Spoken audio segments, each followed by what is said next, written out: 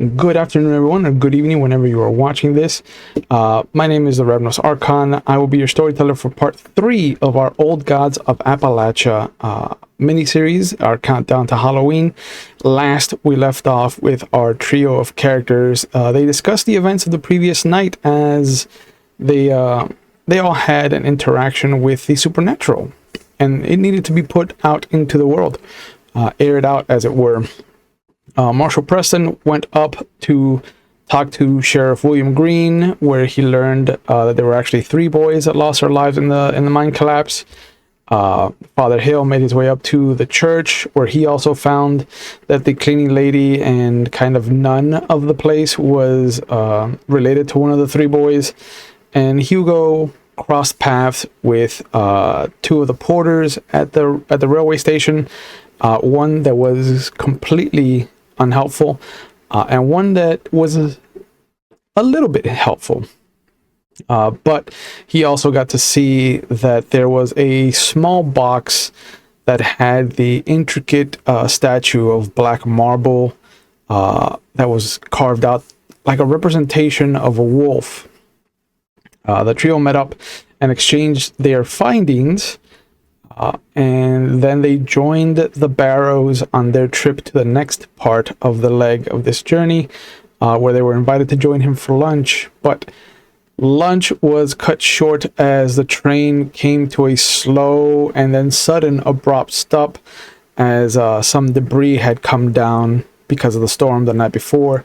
And we left off with the boys kind of dealing with 3 very large black wolves that had announced themselves with some howling. And this is where we're going to pick right up. Hello, everybody. Hello. Howdy, howdy. I get to see your faces again. So, we did not roll for initiative, so let's take care of that now. Does anybody have... I think everybody has a trained, right? So... I do for sure. Yeah. So that's going to ease it by 1. What? Initiative, do you have a trained? Yeah. Oh, Hugo's the only one that doesn't have a trained. Okay. Okay. Got an 11. 11. Okay. For initiative, we roll a d20, right? Yep.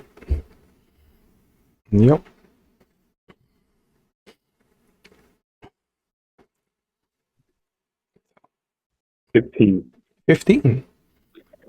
Okay. A 1.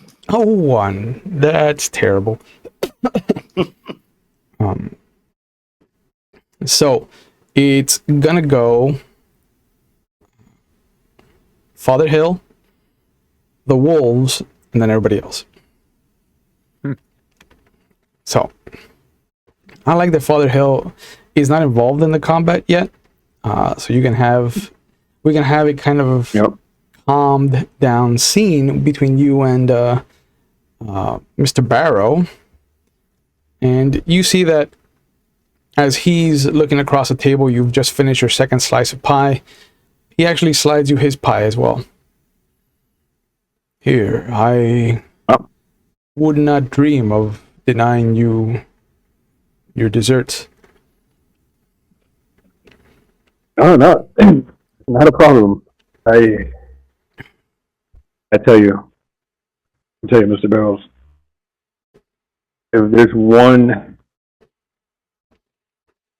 vice that has this man of the collar, it is this. Pie or sweets in general? No, just pie. I mean, I do fancy a sweet here and there. I guess it kind of balances out with the smoking. But the pie. One good sin, one bad sin. Yes. You can say they're both good sins. You think so?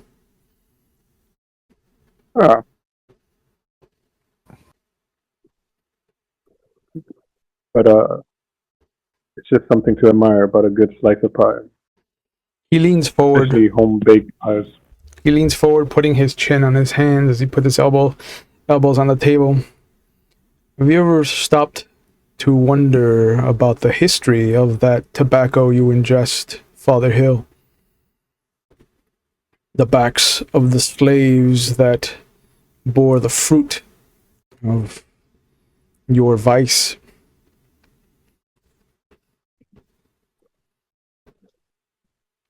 No, I have not. No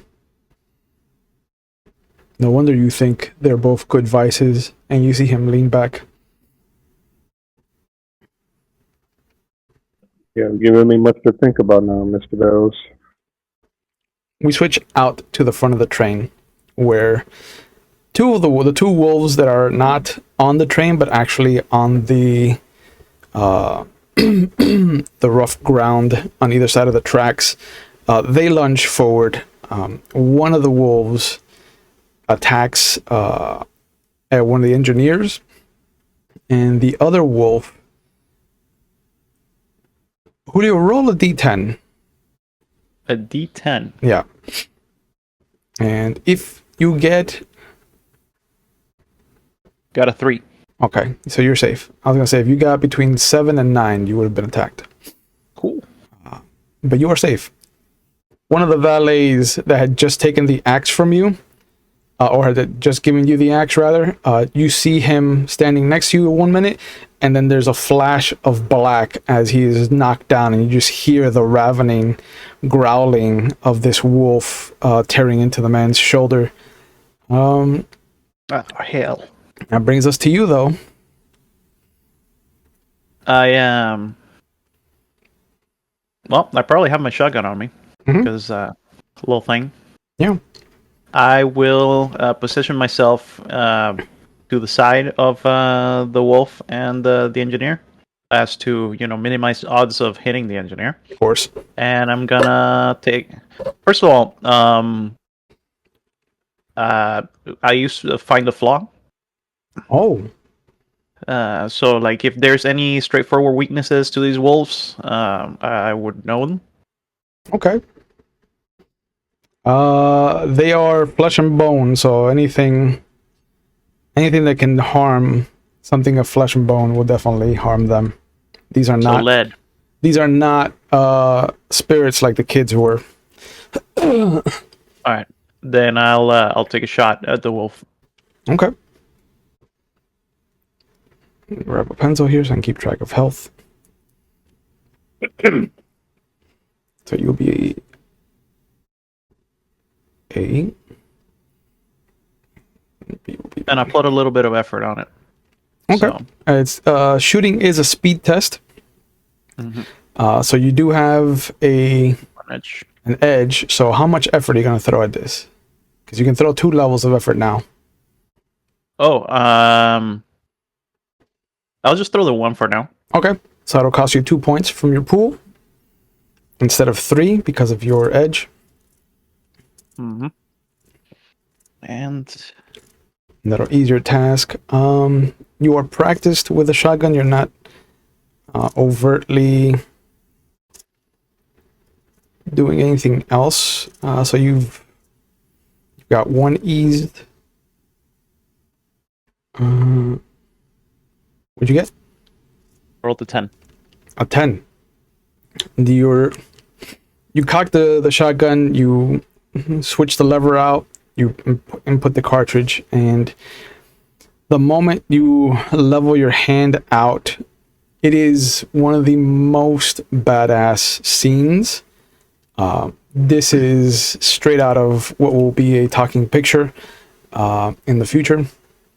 And then there is this moment where the ground shakes and the hand just tilts up a little bit too far, and as you pull the trigger, and the shot just eats some fur, but nothing damaging. Hell. That brings us to Hugo. So, how much like the statue Hmm. do these wolves look? The two that are currently ravening the engineer and the valet, not too much. The one that's sitting still at the top of the lead car, the engine, the way it's sitting, it looks exactly like the statue. Hmm. It has this regal kind of elegance about it. Just the way it's kind of sitting back on its haunches, like the front legs are straight down. It is definitely the alpha of this trio. Okay. I'm going to just immediately try to use my brand new special ability, Ooh. Grasp of the Green. Okay. Is it close enough for me to use it, or is it close enough to the ground for me to do that? Just call up the vines and... Let's see. So roots, branches, grass, mud, or other foliage in the area snags and holds a foe you designate within short range for up to a minute. Okay. A foe caught in the grasp can't move from their position, and all physical tasks, attacks, and defense are hindered, including attempts to free. You going after the wolf on top, or one of the wolves on the actual ground level with you? The wolf on top. Okay. There, you notice that the moment you activate this ability, it does cost you 3 intellect. You've got an edge of 2, so it only costs you 1.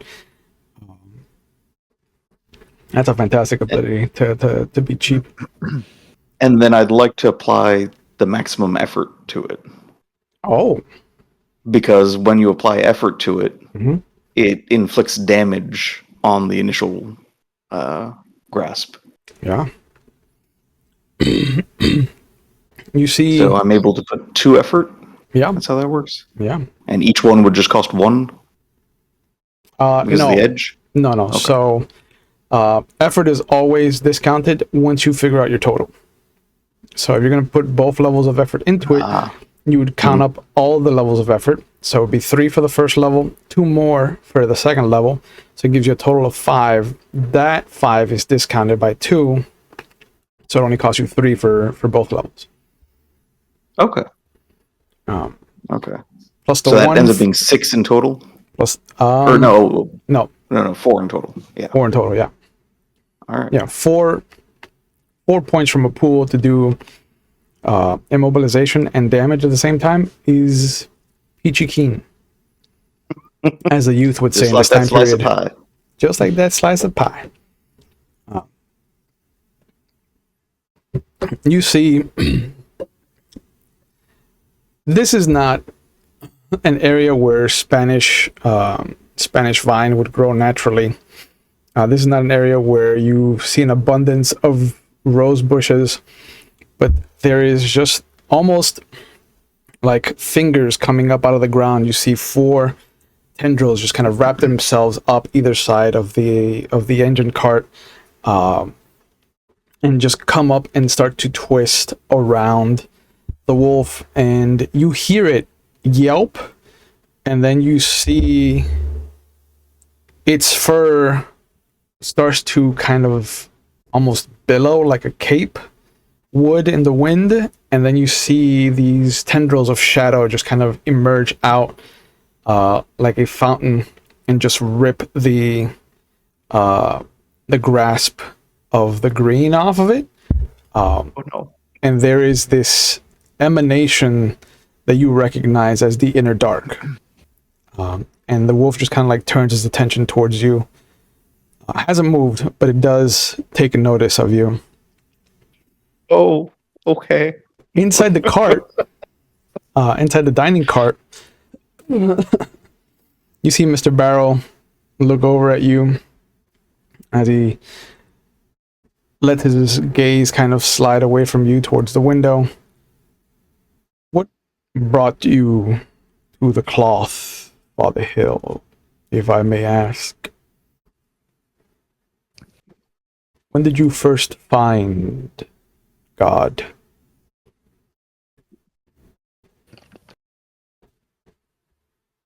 Uh, Good question. Yeah, Mr. Barrows. Um, God was uh, always Hmm. around my family and growing up. Do you I come grew up, from the line of faithful? yeah. So,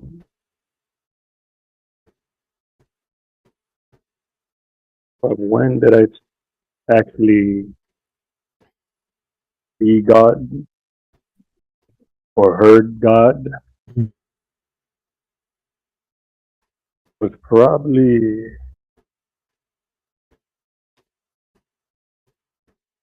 the age of 11. Hmm. So I've young. always known God. Yeah, I've always known God.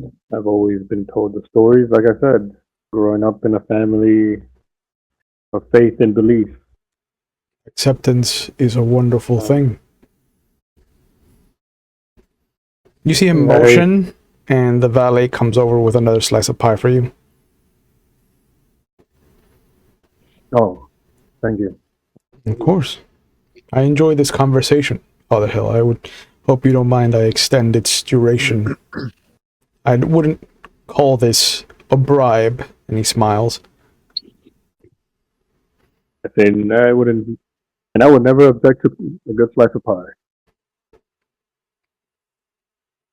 Yeah, 11 was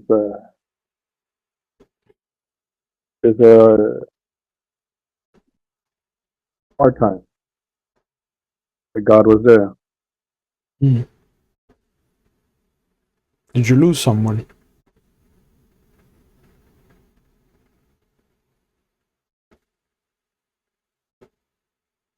Manner of speaking, yes and no. Hmm. I witnessed uh, the burning of a witch. Hmm. The good book Yes. says, "Suffer not a witch to live."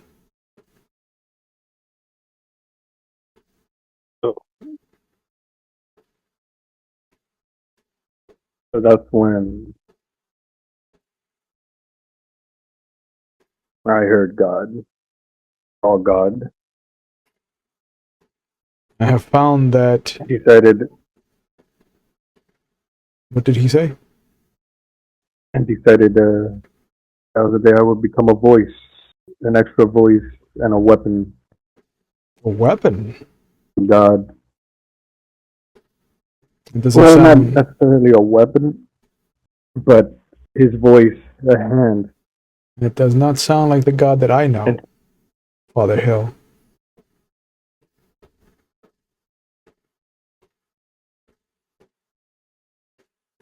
and what God is it that you know? And with that, we transfer back outside where we see the two wolves just go down for another bite as their targets are still writhing and trying to fight their way out of their grasp. So they're still dealing with their chosen targets. Uh, Julio, what is Ben Prescott going to do since he's missed his first shot? If first you don't succeed, try again. Open fire. I'm gonna curse heavily under my breath. What kind of rookie ass mistakes am I making now? Yeah. And take a good aimed shot this time. Okay. Gonna put both levels of effort in it. Ooh, okay. So you've got one edge, so that'll cost you 4 of your points, All right. but it eases your task by 2. It might make a difference. Yep. And let's see what I got. That's a 16. 16 is definitely going to hit, 1 away from a crit. Wow. That would have been something. This time, even with some of the rumbling that you've now started to feel, The ground is still soft after the storm. You are prepared for this kind of aftershock. And as it starts to settle, you bring your arm down with your natural body's rhythm and you hit dead center of mass. How much damage are you doing? The shotgun does 6 damage. 6 damage. But you do something else, right? You have Yeah, I'm gonna use slow bleed. Okay. So that on my next turn, he will take an additional 3 points of damage, ignoring armor. Okay. And that costs you 2 might. With your 1 edge, it costs you just 1. It's going to take 3 more on your turn. Jesus. Okay. And Hugo. Brings us to you. So I think I'm going to try to just get closer over to the lawman, where it might be a bit safer for me. Yeah, you hear the thunder crack of the shotgun. It's the second time that you've heard him fire off. This time you actually see the kind of musculature and the skin and fur just explode in this small kind of dust of red and pink on the side of the wolf, and it very clearly stops attacking the engineer that it was attacking, the valet, and starts to back off. When it gets hit, does the alpha wolf have any kind of reaction? Nope, it's still looking at you. Oh no. That's the right reaction. So I'm not entirely sure. Can I put myself into just like a defensive stance as my Sure. action? Is that how? Yeah. A dedicated dodge. So I just want to be behind the boomstick. Yeah. So he can fire at will. Yeah, and that'll make everyone's attack on you hindered by 1 step. Okay. Perfect. So, nice. I don't want none of that. And I think kicking the wolf is, not going to be too helpful. You never know until you try. But you do have a 10 might, so that might not be the best use No. Yeah. of your stats. I think I need that to bleed out. That's going to be my bleed damage. That brings us back. Yeah. That brings us back to the dining cart. Yeah. You have 1 slice of pie left to eat as Mr. Barrow kind of turns his attention back to you from the window. I've been raised with a benevolent God, Father Hill. Question. Would I have already heard? Yeah. The 2 shots. Yeah. At this point, you've heard both shots.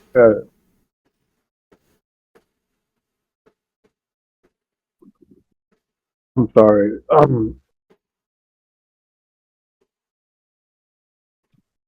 Was that gunshot or thunder? And did you not say it was like debris or a tree that got in the way? I'm sure some of the engineers might be blowing off steam by shooting at the debris. Simple folk have simple pleasures, Father Hill. No, I just want to make sure maybe, since the Marshal is out there, he might need a hand or two. Would you like us to step out? No, I mean, if you say this is something that your engineers normally do, and part of the normacy, then by all means, I in good conversation and good company, Mr. Barrow. It has been enlightening. This is great. There's like violence out going on, and we're just here, like having a good time. Are you nothing to worry about this? You said it's okay. Yeah. Are you swayed more by the Old Testament then?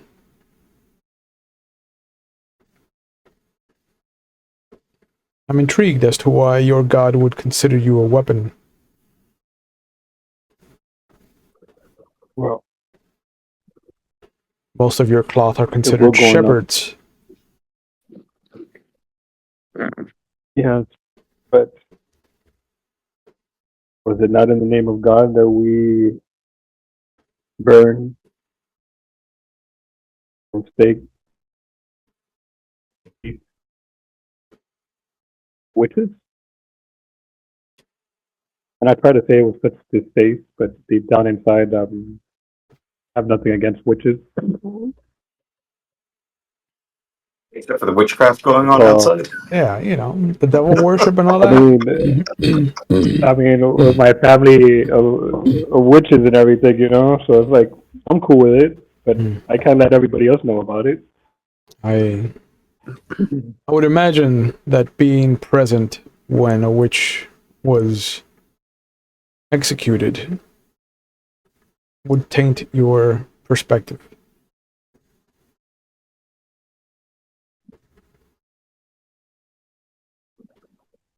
You weren't there. Then he coughs and he extends his hand. I'm sorry, I meant to say tint.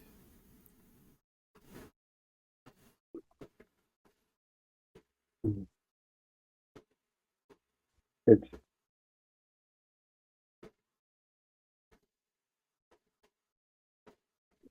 11 years old. You're seeing this firsthand.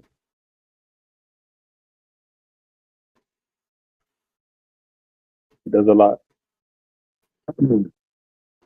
Like I said, that's when I heard and saw God. I understand. And what was something of belief and faith growing up was no longer that, but a reality. The pages, the good book, and I bring out my book and put it on the table next to my plate and put my hand on top of it. They were no longer just words or pages. Such a There was more heavy to it. burden you carry with you. Not as heavy as the one you are carrying yourself and your wife.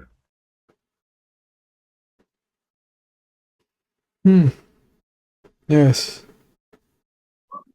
I think we both share a load that our backs would thank us for discarding. And with that, we go outside. The wolf that Marshal Prescott has shot looks up to the alpha and then just runs into the forest. The second wolf looks up. Its muzzle is red with the blood of the engineer that is now stopped moving, and it lets out a howl before rushing into the forest. And then the alpha looks at the scene before turning around and running towards the back of the train. What is Marshal Prescott going to do? Well, first I'm gonna run up to the engineer, see if he's, alive. Barely. Without medical attention, this guy is going to die. I say, Hugo, you know anything about doctrine? It's my specialty. If you are not chasing, then we are out of combat initiative, and you can just tell me what you guys are doing. Well, I'll direct him, the lawman, to just, hoof it. Try to run after that wolf. Yeah, I've got this. I'll book it there. Okay. So what is Hugo going to do for the engineer?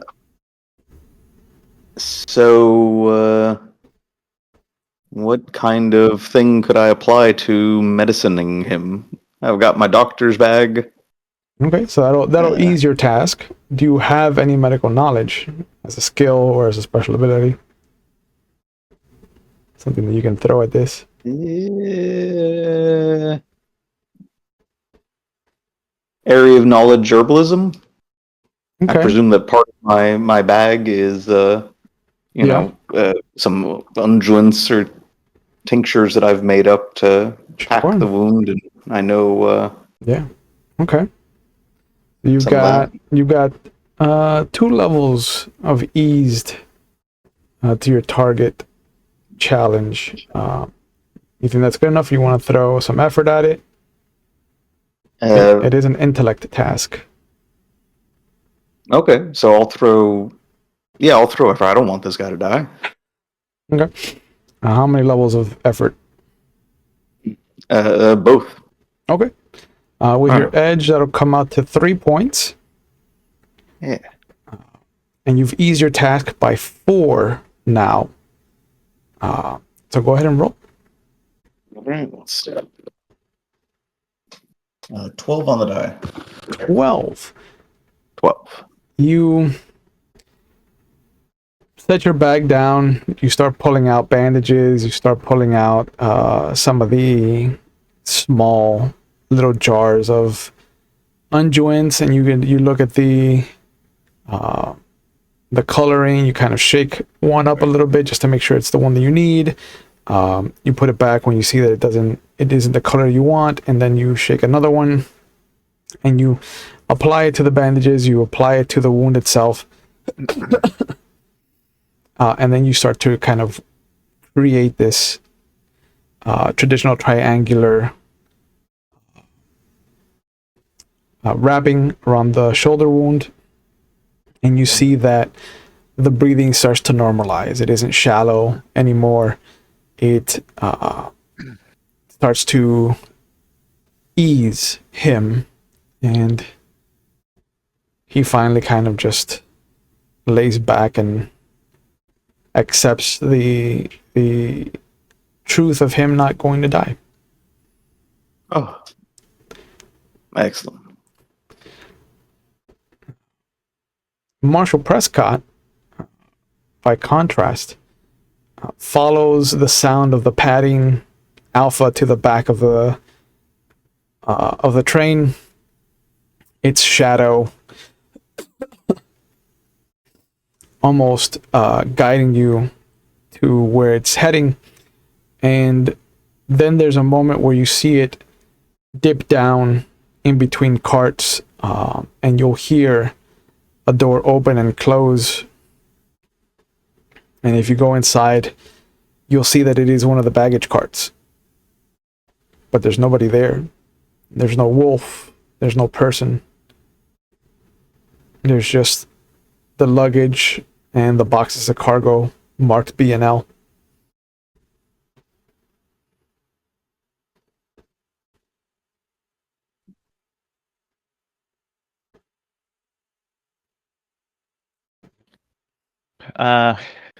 Sorry. That's all right. I start, checking in between boxes, luggage, to see if he might have jumped into any crevice.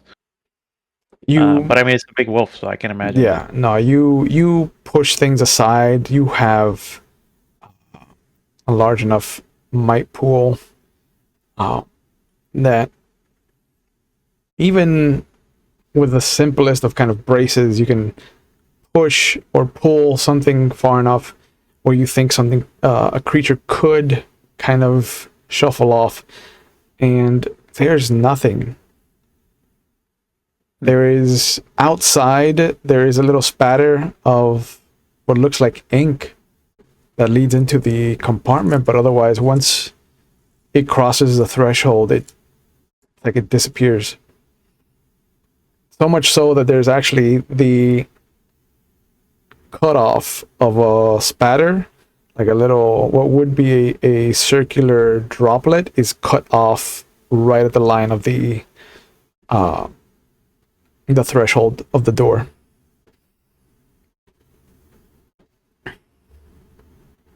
Part of me wants to use applied observations to see if I can, do an in-depth search.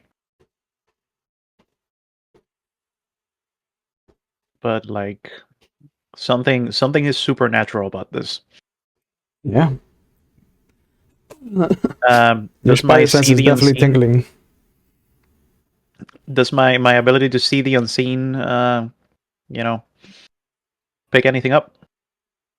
you've overnight, since you've left the previous village, you have started to see things out of the corner of your eyes. You're starting to kind of notice things that you should have been noticing before.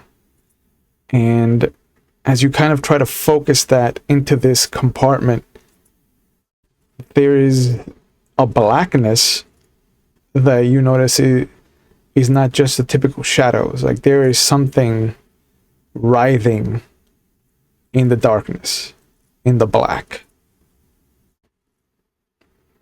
But it's not reaching out, it's just undulating. It's kind of like breathing, pulsing. But Does you it come from definitely anywhere in particular? no.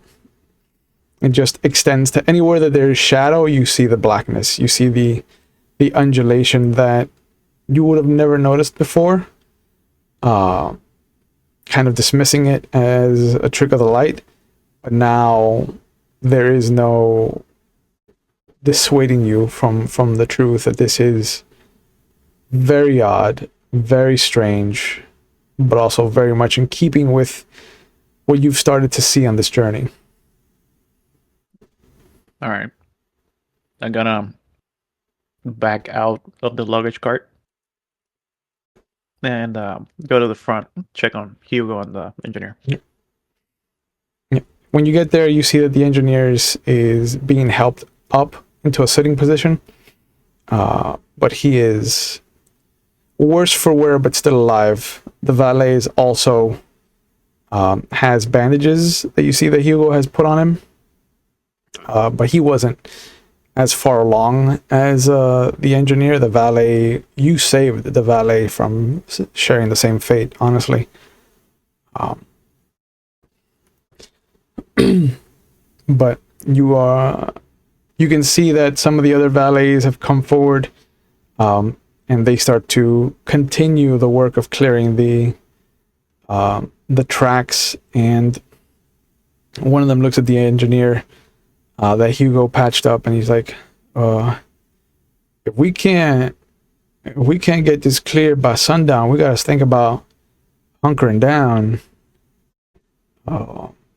Should we start passing out the guns? And the engineer nods. Yeah, just be careful. We have Mr. Barrow with us, so let's not bring any undue attention to us. And one of the valet that Marshal Prescott saved, just undue attention. We just got attacked by fucking wolves. We have undue attention. And they're still out there. Who knows what else is out there?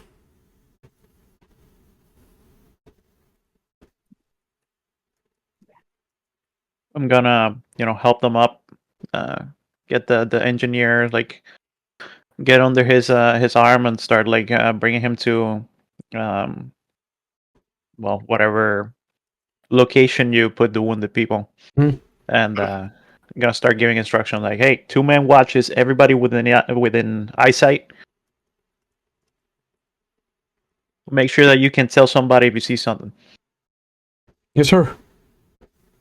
In the meantime, do keep working on that tree. Inside the dining cart, Father Hill will be the first to notice, because you're of the way that you're facing. You'll be the first to notice the marshal coming in with the engineer, and you see that the engineer's left arm is kind of just dropped down like a tree stump, like a broken branch. There's what looks to be this kind of reddish brown spatter of blood all over the man's left shoulder, and Marshal Prescott has kind of got his right hand up and around over his shoulder, and he's leading them towards the back of the train.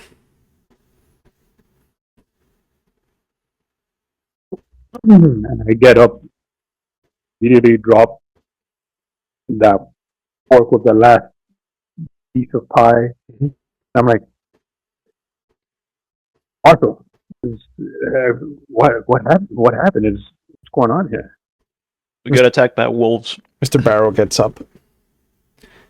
Wolves. Yeah. Big nasty suckers. Whoa.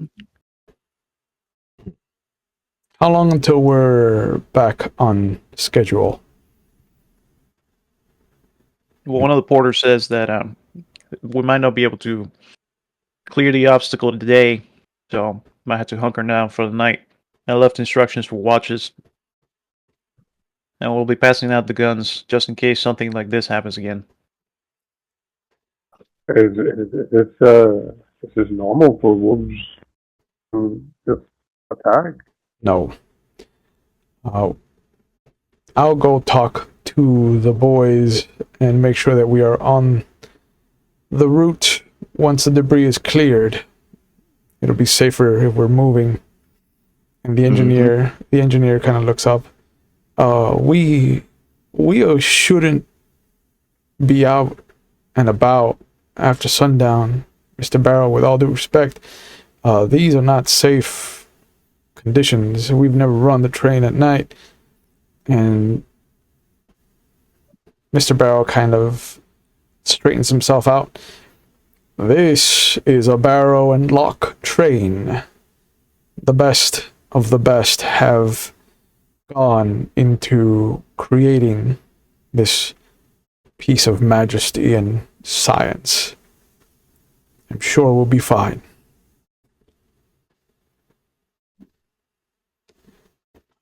Mr. Barrow calls over one of the porters. I believe my wife may be hungry. If you could send some food to our room, I would appreciate that. And the man nods and immediately goes over. If you'll excuse me, gentlemen, I must talk to my employees. You see Mr. Barrow start to make his way towards the front of the train. We've seen Hugo. It's Hugo. What was he? Yeah, Hugo's in the front. He's taking care of the wounded. I don't think there was too much other damage, and so I'd just be able to join in, a bit late. Yep. As Mr. Barrow's walking out, Hugo can be walking in. Did you follow the wolf, lawman? I did. There's something real strange happening in the luggage cart. Wait, is it just No, it didn't three look now? Yeah. Yeah, the dining car is now empty because the porter is taking the food over to the barrel room. So it's just the three of you. And what about the one that the injured that came in? He went with Mr. Barrow, right? No, he went with one of the other porters. Okay, so it's just us three. Yeah. Yeah, definitely wouldn't be having this conversation with an earshot on everybody else. Yeah, I bet. Just making sure. Sure. Yeah. I know it didn't look it Strange because the drawing was so raw, but that wolf, that thing was just what I saw in that statue. Black as night. Blacker. The one with the possum? Darker. It wasn't a possum. It was a wolf. Well, so was the statue. I just couldn't draw it for you, but I think if we go back to that car, I can find the box that it was in. I actually would like to see that box that you saw, Hugo. And if we're gonna hunker down for the night, like you said, Marshall, there's something I would like to do outside that might help and benefit us as well. Sure, we can take care of that business first, and then we'll head to the luggage cart. All right. Well, just let me, before we leave this cart, one last thing. I grab the Bible left on the table, and I take that last bite of that pie. Yeah. It can't go to waste. That's how you do it. And let that pie go to waste. No, sir. You go outside. I'm assuming you're going to bury your canary box. Yeah, I'm gonna use the canary. I'm gonna light up another smoke and bury the canary box. Yep. Harry the Canary. But somewhere close by, but out of sight from everyone. Okay. You If you two don't mind watching my back. Yeah, you three kind of take the next opportunity. Like you can step off in between the dining cart and the observation cart that sits between where you eat and where you can where you go to your room, and you go out like maybe 50, 60 feet away from the train, right to where the tree line starts. There's plenty of rocks there for you to kind of use as a headstone. And you start to bury the box. If And I'm very grateful and thankful when Yeah. I say those words. if Ben and Hugo could both give me a perception check.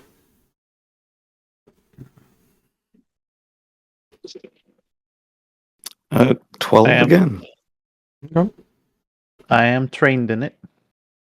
no, So, you're specialized. specialized. So that eases the task by 2 instead.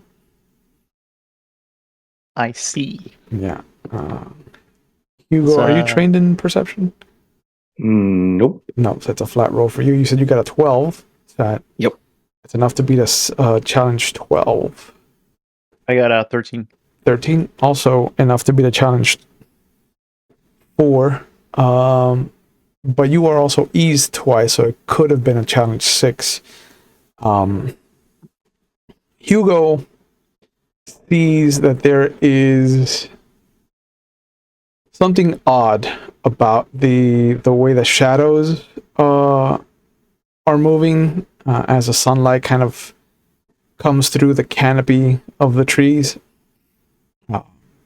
Every time that the breeze kind of picks up, there's the typical movement of the leaves, the branches swaying back and forth. But to Hugo, none of the shadows move.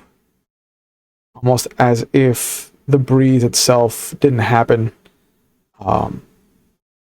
With Ben, though, Ben kind of sees that the shadows are not still. They're moving. They're just moving slowly, almost inhumanly slow, compared to what they should be doing. And in the distance, just outside of where the tree line just becomes a little darker than it should, you see what looks to be this massive 15, 16 point buck of a deer just looking in your direction.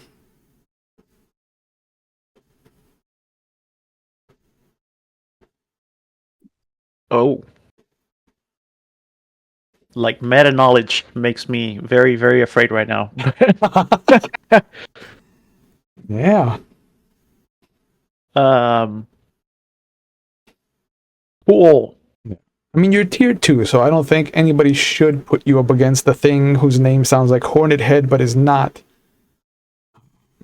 Because that's a challenge 10 creature. Like, his stat block takes up an entire page. Wow, why would you do that I wouldn't. so early? No. Oh, okay. No. It would be a cruel storyteller to do that. Cruel. Unusual. Absolutely couldn't happen. No. So to this, I will use applied observations. You focus in on the deer, on the buck, and you notice that it is more than just the buck. There is a writhing of shadows around it that make it look like almost like it's 3 bucks, just kind of overlapping each other. The way it tilts its head to look at the 3 of you, the way it kind of zeroes in on you. Once you start to actually look at what it is, you notice that it itself isn't a 15-point buck. It's just that all of the deer that are part of it make it look like a 15-pointer. It is hard to say what is its true antlers and what is the overlap.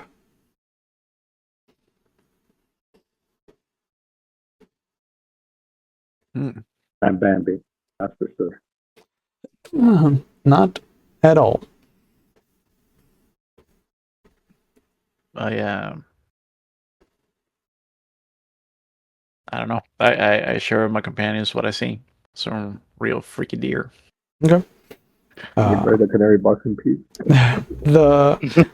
The moment you turn away from the deer to tell Hugo and Father Hill what you've seen, Already gone. it is gone. The moment you bring your head back up, and you notice that the shadows that were part of that kind of darkened canopy are gone. It looks like the sunlight is streaming through the forest naturally. The breeze picks up and you can see everything swaying as it should. It's almost like a fever dream.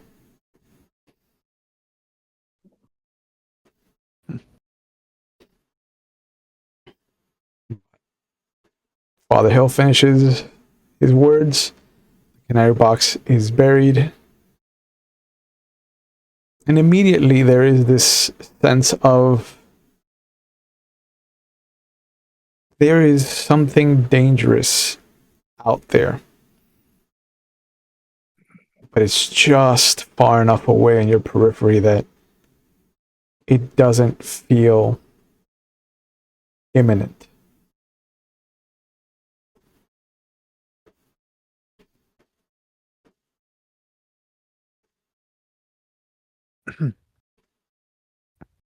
Oh, Creep. so over to the What luggage have we car. gotten?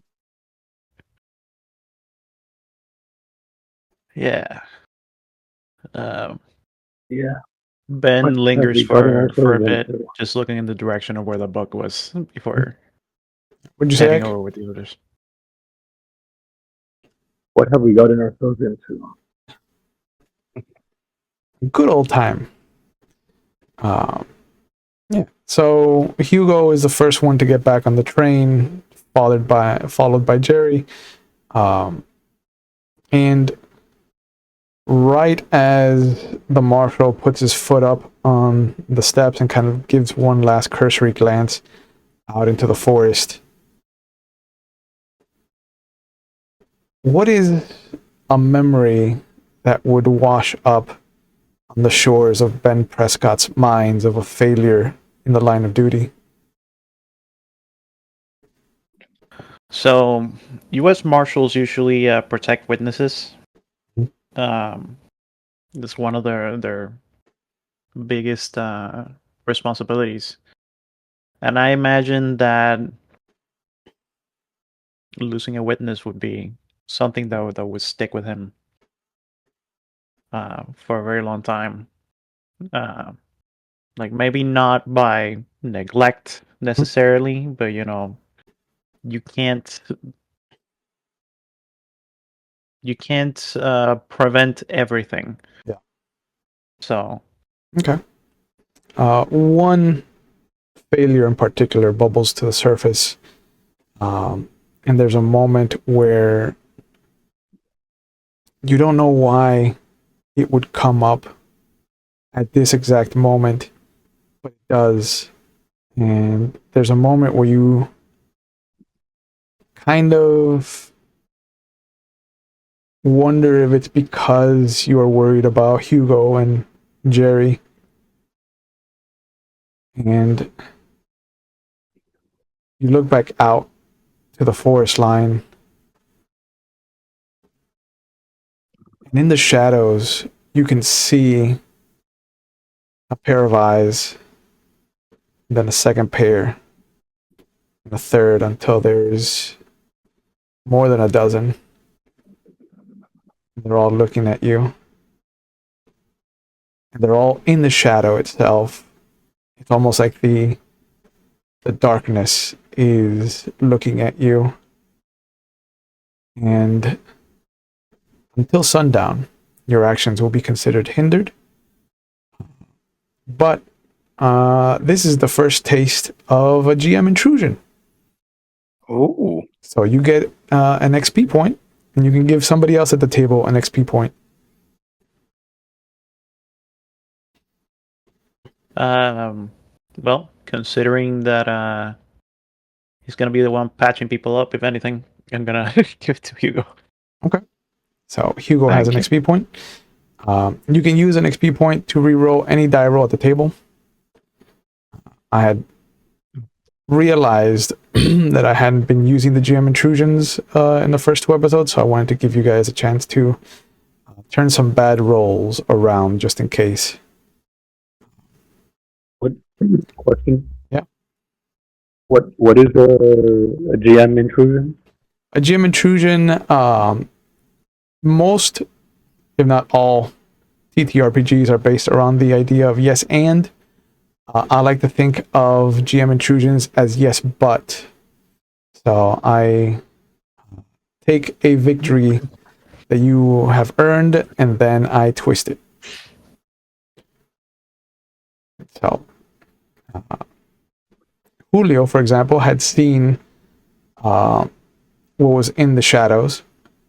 And so he got his victory. He got to see what was in there. And then I twisted it by giving him something from his past that will hinder him until the sun goes down, as he's kind of stuck reliving that failure.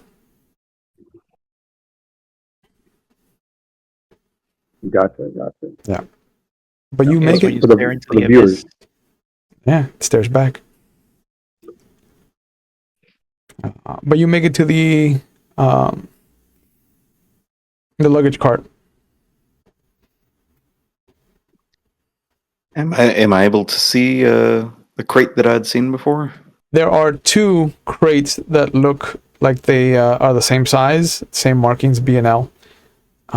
They're in the back. One looks to be open already. There's a crowbar by it, and it looks like it's not lined up like it should be. The lid is kind of off to the side. I'll point this one out to Prescott and Hill. Mhm. Think this is the one. Get around it and try to open the lid back up. Not too hard to pivot the lid open, and inside you will see that there is a cavity in the hay where a box could have been laid. A Are box. you sure? Huh. Are you sure this is the crate? Uh, Or is it this one? And I point to the other one. Maybe this. Because I have remembering as a skill, can I be sure which one of these was the crate? It is this one, in fact. The cavity in the hay looks to be the same size as about 5 foot tall, maybe 2 to 2.5 feet wide, and maybe 1.5 foot, almost 2 feet deep. Oh, okay. I thought you were saying that the shape of the cavity was the wrong size for the No. wolf statue. Okay. Yeah, this is where it was. Yep. And now it's gone, or now it's out. Oh, hell.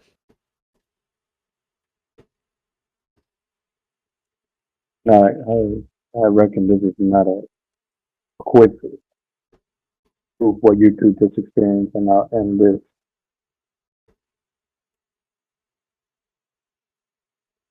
I'm sorry. What was that?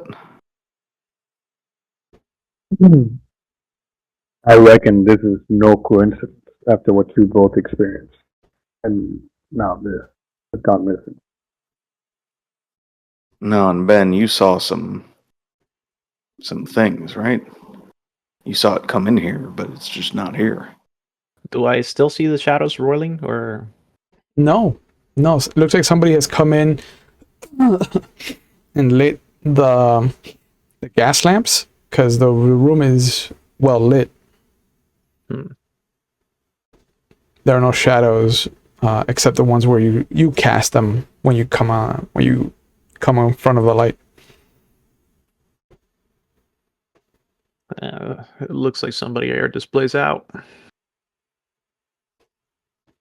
And Ben, you said you saw one of the wolves come in here? Yeah, the big one came right in here. I'm gonna look for the ink stains on the floor. They're not there. Not there. Nope. Well, I'm gonna point out the area. There are some stains or something down It here. looks moist, like if somebody mopped. Somebody cleaned up.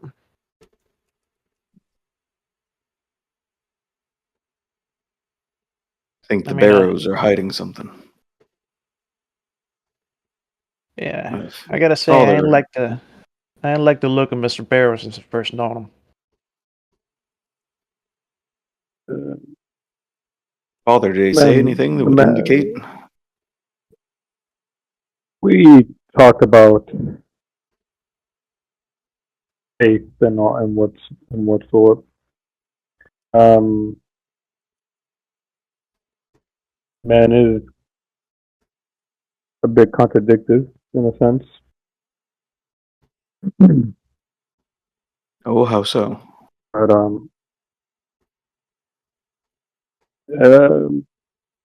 just telling me about one of my habits and about the slaves, but I realizing his money comes from those who labor on the tracks themselves. And a bunch of other things we talked. Yeah, I was trying to get a feel for him, but as I'm there talking to him about the conversation, I'll go to one of the gas lamps and light up a bit of sage. Okay. And spread it in the room. Yeah, just something just doesn't sit right. Just like the Marshall said from the very beginning, something just didn't sit right with me when we sat and had tea and everything. And his wife. There's more to them than just them taking over the family business and being responsible for those children's deaths with that mining incident. You know, with excitement, I all but forgot. But when I had excused myself from the table, I went to try to check in on the wife. She wasn't in the room like he said. So you went inside the room? Did I go inside the room? I just don't. I think I don't remember. I think you did because you had to have did. seen the window. That had the, as you called it, the wife-shaped hole. So you had to have gone in. Wife-sized hole. Wife-sized hole, yes. I mean, you knocked. Yeah, you knocked and knocked. No, the room was empty, and the window was open, looking like someone had crawled right out. So wait. This was Climbed right out. And this was before the wolf attack. All right. So you saw a crate with a wolf statue. The missus is not in a room. Then you're attacked by wolves, and now the wolf statue is missing. You hear the train Yeah. whistle. Talk about timing. And you start to feel the thunk, thunk, thunk as it's starting to move. Wait, weren't we supposed to hunker down? They cleared the tree? Gonna look out, like, the side. You can see that they cleared it as best as possible. They didn't like safely clear the tree. They just kind of cleared enough of the debris so that the side where it slid down, it kind of ends like a foot from the train side. And if you look to the other side, you can see that the branches and shit has been thrown as far as any of the strongmen can throw it, but it's just littered. It's not handled in a way that you are used to by debris clearance. It looks like it was done in a hurry to get this train moving. Slapdash. Yep. I mean, I get it. It's a train. It's got to get to where it's going. But damn, I guess we are. This is the Burrow and Lock train after all. Nope.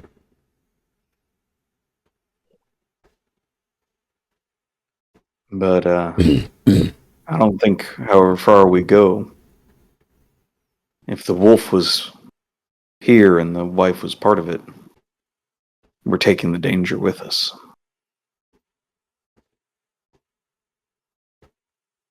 Hey Ben, perhaps you being a person of the law, maybe you can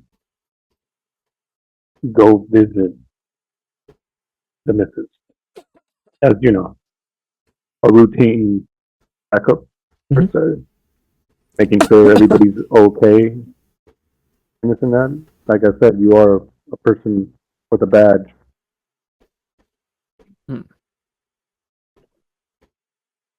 Well, Father, I'm sure I've mentioned that waving the badge around usually causes more trouble than it's worth. I think you're on the right track, though. Just checking on the welfare of everybody on the train might not be too much of a disruption. I mean,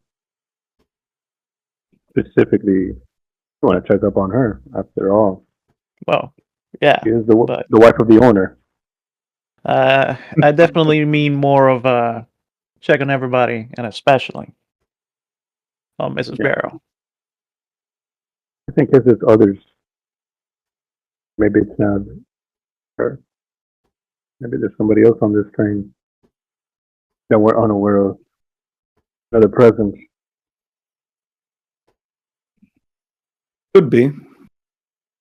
But she made the rains. Remember her crying and the rain stopped? Something there. Also that. Would this like light conversation time be an okay time to do like a 10-minute recovery? Sure. Is that how that works, or does it have to be like focused on the recovery? No, that'll work. All right. No. So I'm gonna get one of those in. Okay. So that my that helps recover any of the stat pools, right? It goes to any of your stat pools. Okay. That's going to be a d6 plus 1. Okay. Did that do it?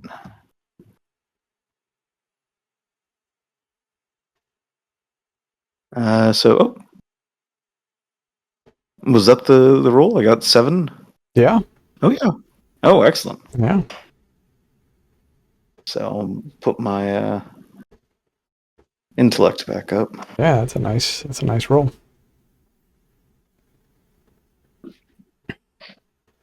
Oh, well, fog cleared away a bit. Yeah, we should just go get into the wife. Well, like you say, to everybody around. Mm-hmm. Give him a wink.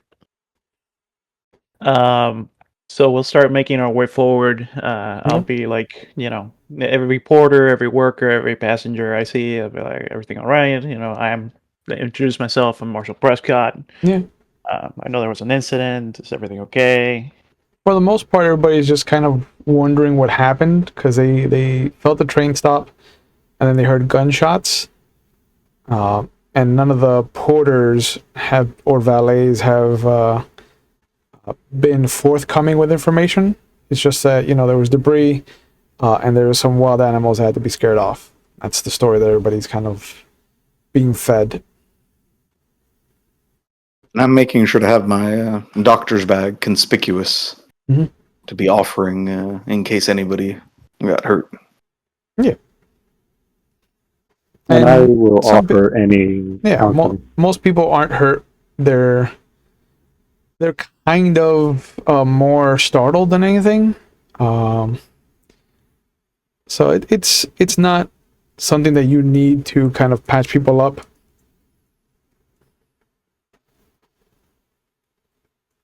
Louis, while we're questioning and asking the passengers and everybody on this train, I would like to see if I can I have seen through deception, sensing lies, sensing danger. So I would like to use a combination of all of those. Sure. I mean, that I have. As far as the passengers are concerned, nobody's lying to you.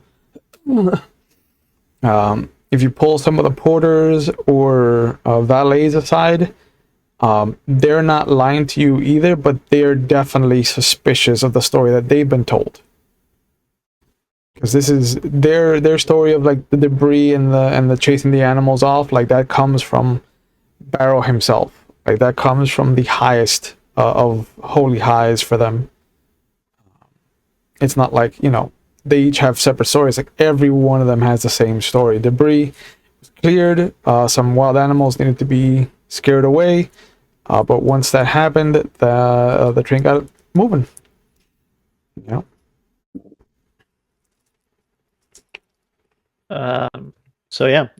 We make our way to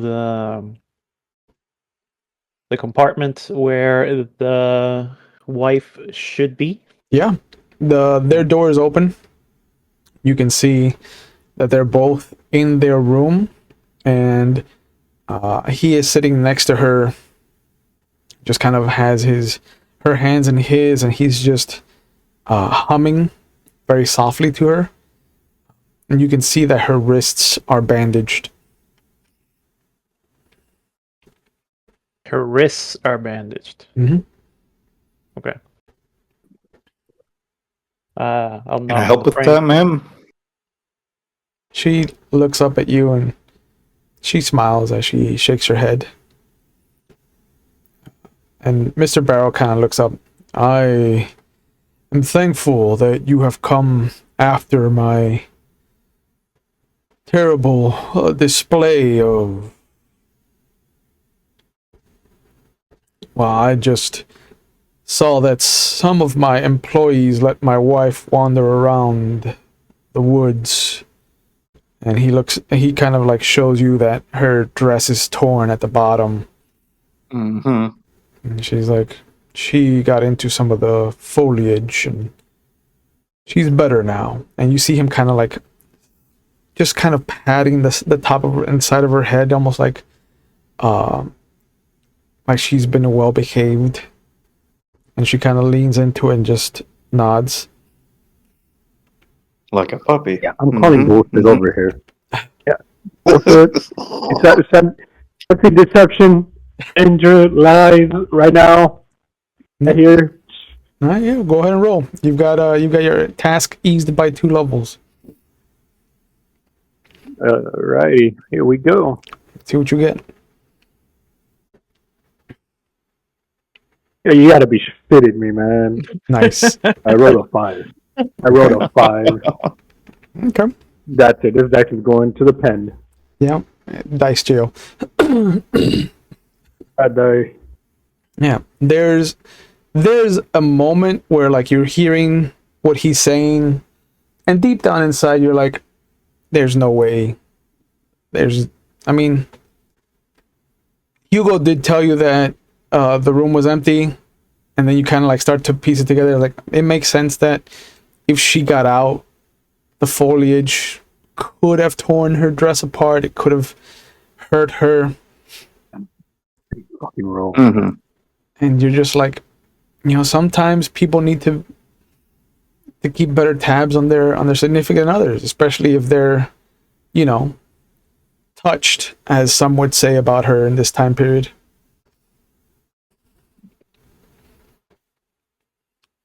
But you're more like poor woman.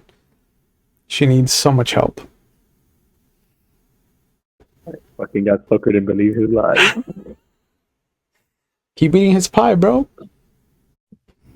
This man is honest. I don't care what you people say. This man is telling the truth. This man cares about his wife. A more devoted husband I've never seen in my life. The dice broke with that 5. Mm-hmm. Fuck, man. Wow. He'll stand by her no matter how sick or wolf-like she gets. No matter how furry. I mean, feverish. That's the word. That's the F word I was looking for. Feverish she gets. But he looks like the image of caring, of doting. He is, got her hand in his. He's got his arm wrapped around her. He's kind of like, what's it called? Rocking back and forth. Very, very mindful.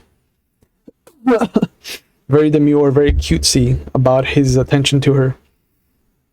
I'm gonna apply the observations here. Take a real good look at, what may have actually caused this damage and whether or not he is actually being caring and stuff.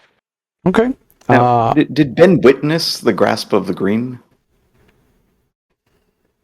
Or was he too busy with the shotgun, like the position he wasn't in the right place? Too busy, and it would have been in his periphery for him to get a good view of it. But I'll let you roll. Go ahead. You've got the unseen bullshit, and what else did you want to throw at this? Applied observations. Okay. Yeah, that'll ease your task by 2. Yeah. And does perception at all? Yeah. Okay. So ease it by 4. Yeah, that's good. That actually makes this doable for you. I also bought a pair of glasses in town. I can use it by 1 more. I'm a detective. Yeah. That's a 9. I'm over here like, oh man, 4 levels? This is actually going to be fucking an easy roll for you. Right. And then you roll 9. And I laugh internally as I say, you come to the same conclusion as Father Hill. There's something off about the way he treats her that just doesn't settle right with you. But you're also now starting to wonder, like, just how touched is she that she kind of requires this kind of attention? And is this something that could explain why Mr. Barrow is sometimes comes off aloof and distant? Just in case, how is it that you mentioned we could spend that XP to re-roll a die? Oh, yes, that is true. You got that XP. Yeah, and XP can be used by anybody at the table to re-roll any D20 roll. It doesn't have to be one that you're doing. So may I? Sure. Can I re-roll as well? Wait. How many XP points do we have on the table? It's a little too late for your roll to be re-rolled. But Julio just rolled. It's a 14. Ooh, much better. 14 actually lets you see a challenge 4. There's a moment where you see everything that I explained to you. But then you notice that his shadow undulates, almost like the shadow you saw in the cargo compartment. His shadow. His shadow. And when he moves, his shadow slowly catches up to him, as it should. Like when she moves, her shadow follows the laws of physics and light. But as he moves, his shadow moves extremely slow, and you notice that even when he slowly moves, like he is doing, it's almost like he's slowly moving to hide the fact that his shadow moves slower than he does. This is practiced.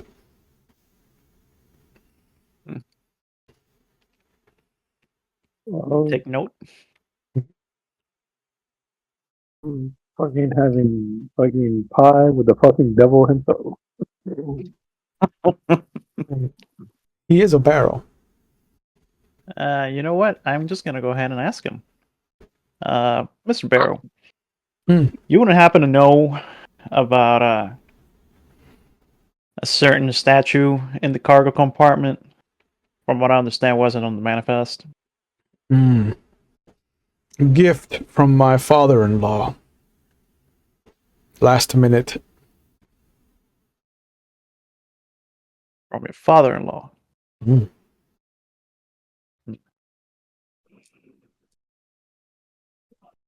Wouldn't have anything to do with the fact that your shadow doesn't quite catch up to you, would you? He tilts his head at you. What do you mean? Well, I definitely can't be the first person to have noticed. You see him extend his hand out in front of the lamplight, and he twists, and you see the shadow react accordingly. Maybe it's your angle, Marshall. That doesn't look odd to me. Father? Yeah, man, this guy can't do no wrong. He gave me 4 slices of pie.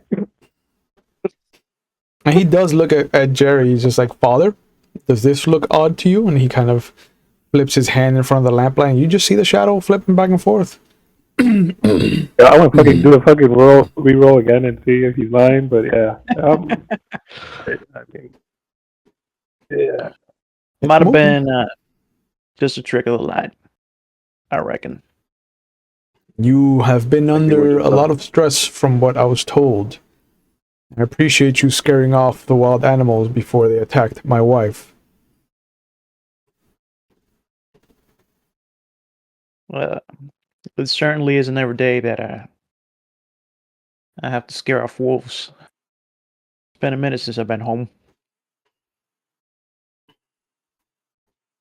But it ain't nothing new. Although I am finding new things every day over here. Every day is a gift. That it is. Well, I tip my hat. He nods to the three of you. I'll leave you two to it. And he stands up and follows you out and kind of closes the door as you leave.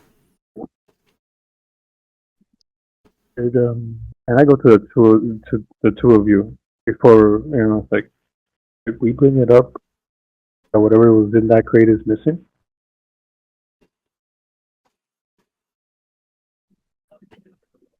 We did not. I go back and I open the door. Excuse me. There is one thing. Father Hill? Yes. That's who the marshal brought up. Was not on the manifest. I don't remember the marshal bringing up a statue. Just a package. But if you are looking into other people's cargo Father Hill, I don't have to tell you that that is a sin and a crime. I never said I was the one looking into it to begin with. And we're not going to talk about the business of sin here. Good. I'm glad that your hands are still clean. And he comes back and he pushes the door closed. You can still clean your hands, though.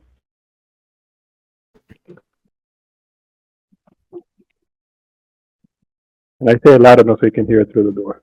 Yeah, sure.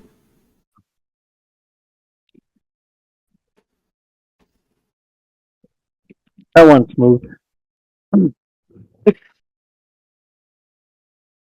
Yeah, I don't think he appreciated us snooping. But I mean, I wouldn't expect anything less from such a shifty character. Now he knows that we know something. Yep. I love how you were like, hey, he didn't say anything about the statue that Julio brought up. And I'm just like, because Julio didn't bring up a statue. So the package. Julio brought up a package. Box. So when you were like, what about this statue? I was like, yes, what about this statue? Yeah. I mean,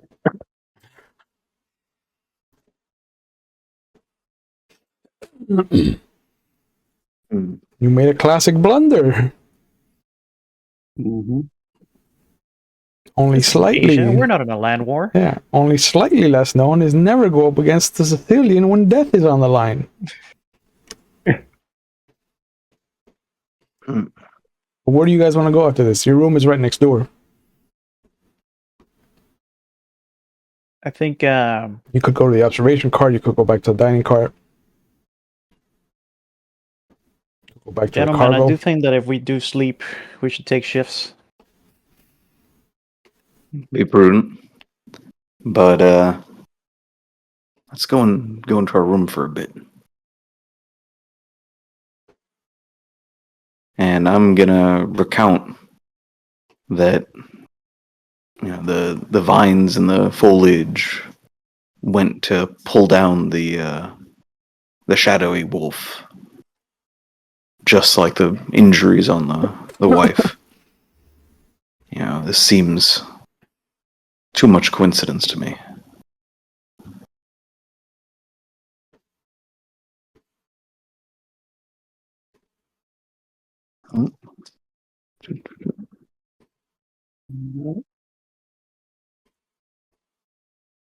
Am I audible? Yeah, we can hear you.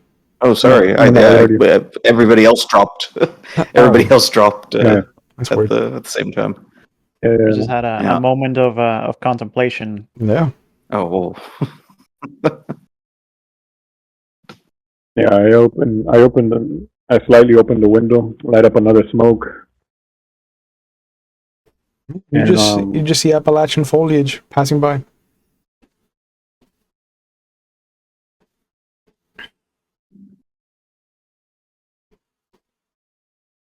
What is going on? Now here's Sir. the connections I've made so far. Hmm. First of all, there's something wrong about Barrow. That shadow thing, that weren't natural. That was the same thing I saw in the damn cart after I chased the wolf in there. But he was with me in the cart, sitting down while I was having pie and we were conversating. Well, whatever's creepy about him don't necessarily have to be connected to him 24/7, I imagine. And Father, did you notice while you were dining with him, was his shadow there too?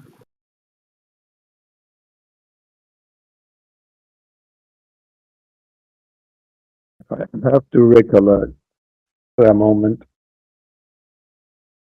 I'm going to be honest. I did not notice if his shadow was with him or not. I was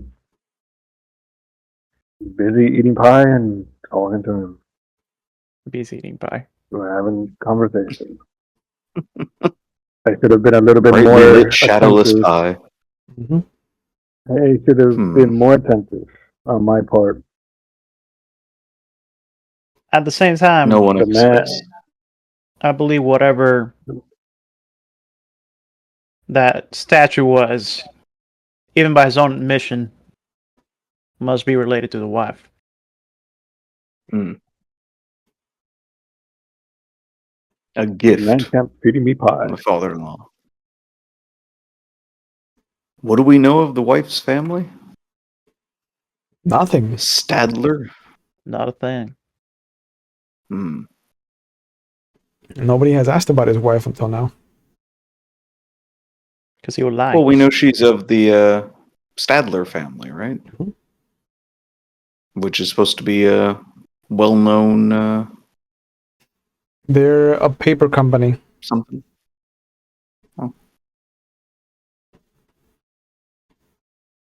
Statler comes from lumber mills more than anything. They've recently switched over to paper, so they create journals, they create stationery, things like that.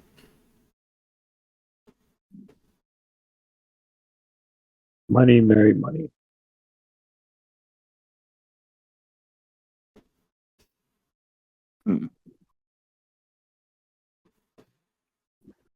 They have a bookbinding business. You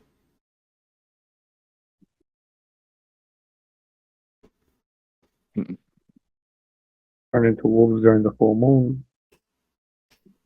They're just out Is it full there moon? further, and it is not the full moon. No, they're just furthering intellect, bro, knowledge. Mm-hmm. I wouldn't be surprised if Father Hill's Bible was bound in by the Statler Company.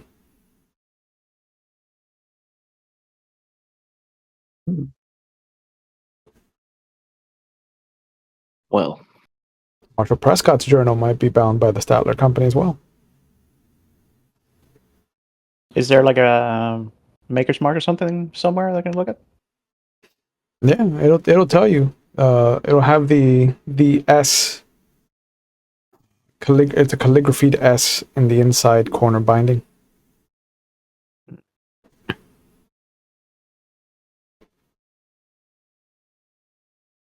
It's a mighty big merger of families there. Like I said, money, marrying money. I guess that doesn't help us too much. I mean, what is there for us to do, really?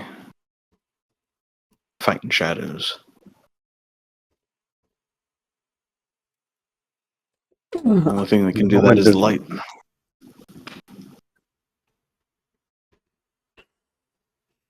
I'm gonna make sure I'd picked up flashlights.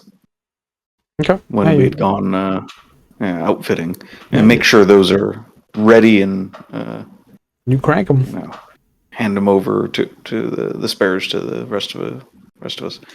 Maybe these will help with shadows. It's not long after the checking of the cargo, the conversation with Barrow, the kind of catching up each other, and the cranking of the flashlights that you see that there's no natural light coming in anymore. The light now is just from your lamps. Without you knowing, the sun has set. Without you taking notice, the sun has set. You can just see through the open window that Father Hill has kindly left open for you. There's nothing but blackness outside.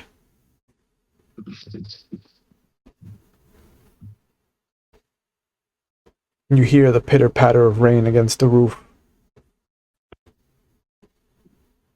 Okay, it's time to close that window. And there she goes again. You don't want to keep your window open in Appalachia? Not with the rain coming in too. Okay.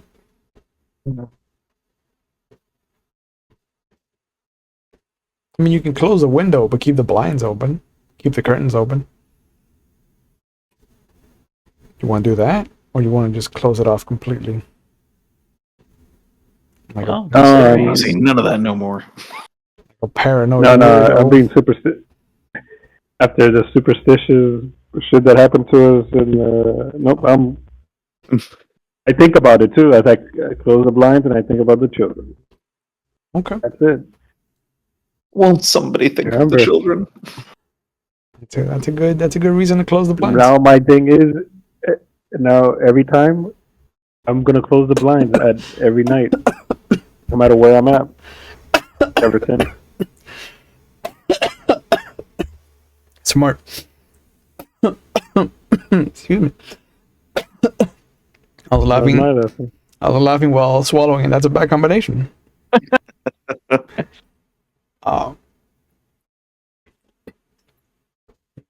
Who's gonna take first watch?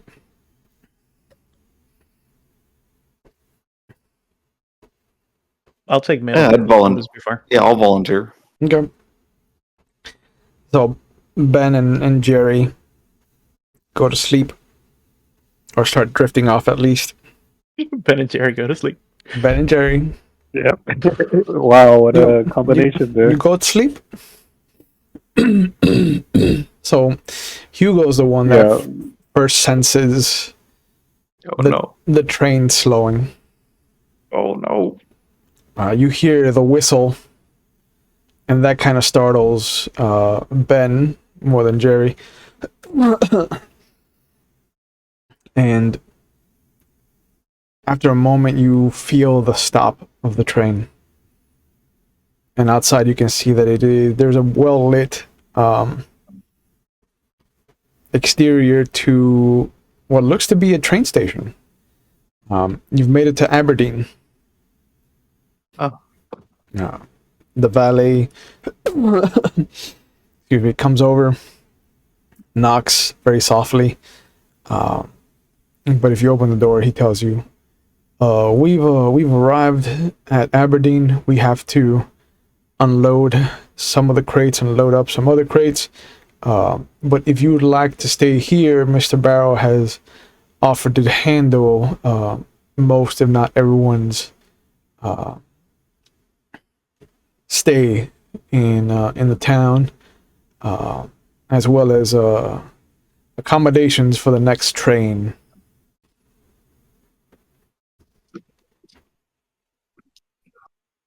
Had we missed our connection? No, this train is supposed to take you all the way to Ashland. Oh, okay.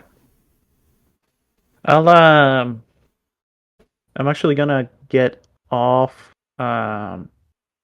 just for a bit at the station, take a seat on a bench, and observe the unloading of the crates. Just keep an eye out to see if I see our suspicious crate. The large crate that your package was in is one of the ones that is removed. Yeah, I'm gonna join Ben as well. Yeah, all of you could go outside and stretch your legs. Fresh air. But you see that out of the dozen smaller crates that are loaded onto the train, 8 of them have B&L.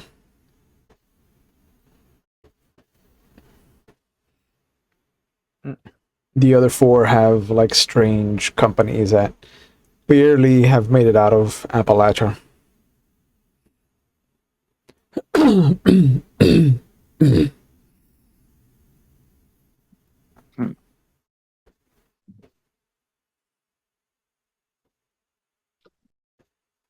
Well, so is the same train continuing on tonight? Yeah.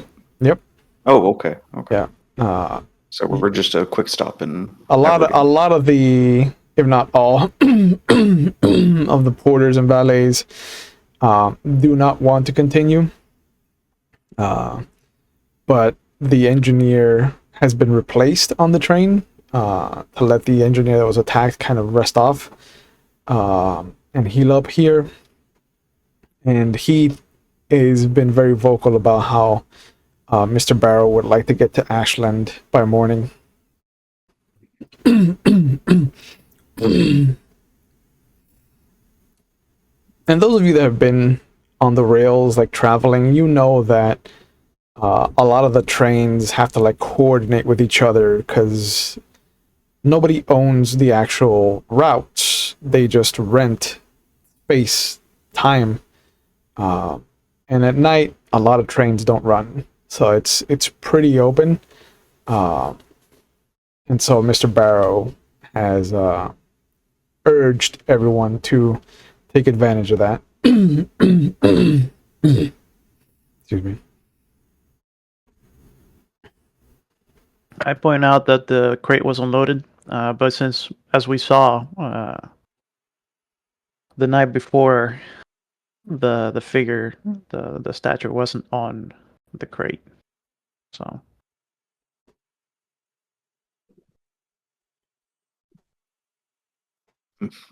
What happened to it is anybody's guess.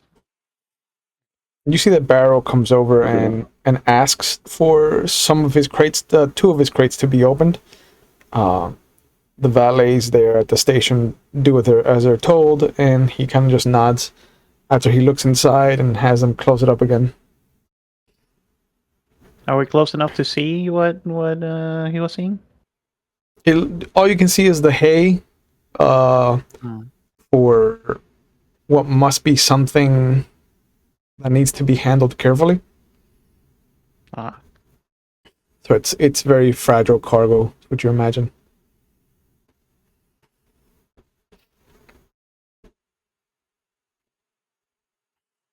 But after a couple hours, the valets come around. We will be leaving shortly if you'd like to come back on. Otherwise, accommodations can be made for you in the town, as Mr. Barrow has graciously offered. We definitely should get to our destination as soon as possible. Right. Yep. Yeah. Let's do it. And he goes off and starts talking to other people. And you see that about 6 of the passengers get off and stay in Aberdeen. Excuse me. And they're given small envelopes. And you can see the few that look at their envelopes just kind of like immediately light up and just kind of exuberantly shake the hands of the valet. And they're pointed off in the direction of a rest, kind of inn, bed and breakfast style. But everybody else kind of gets back on the train. And after a while, once everything is secured and everybody's accounted for, the train starts to chug along. Pretty generous. What else is there to do?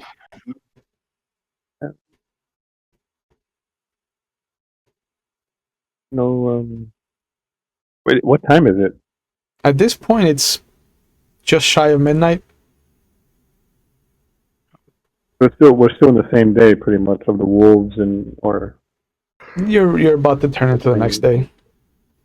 Yeah. It's still the same 24-hour period since you buried the canary box, though. Yeah, the canary will affect the next day. Mm-hmm.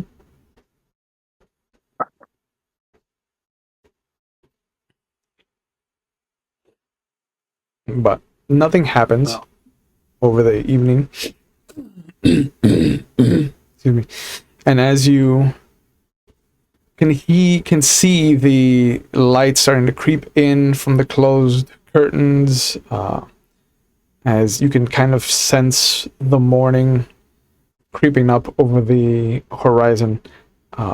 You'll start to hear the whistle again, and then you'll feel the train slowing until you come to a stop. And you'll notice that you are now outside of your destination, Ashland, Virginia. Well, despite everything, we made it. Yep. Somehow. Yeah. Most of the crates are unloaded. Go ahead, Egg. Somehow, indeed, we made it. Most of the crates are unloaded. The two that you saw Mr. Barrel looking into are kept on the train. The porter waiting for your group stands there with a sign and an envelope, and he tells you, if I hadn't heard about the train being stopped by debris, I might have sold these off yesterday, but I heard that you were pushing through, so here you are.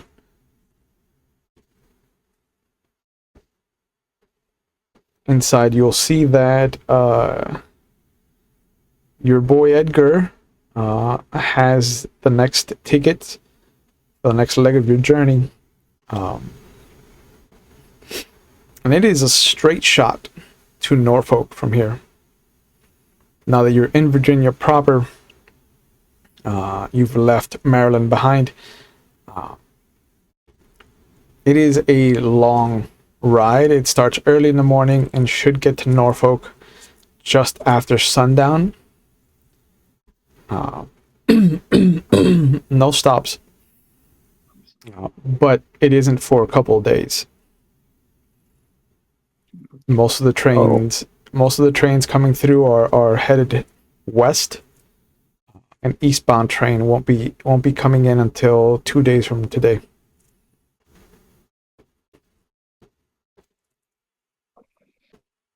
So we're here for today's? Yep. But you have accommodations. The porter tells you that there's plenty of places. There's plenty of places to kind of bed down if you want. I know my auntie has a house not too far from here. She rents out her rooms. I could put in a good word if you strap for cash.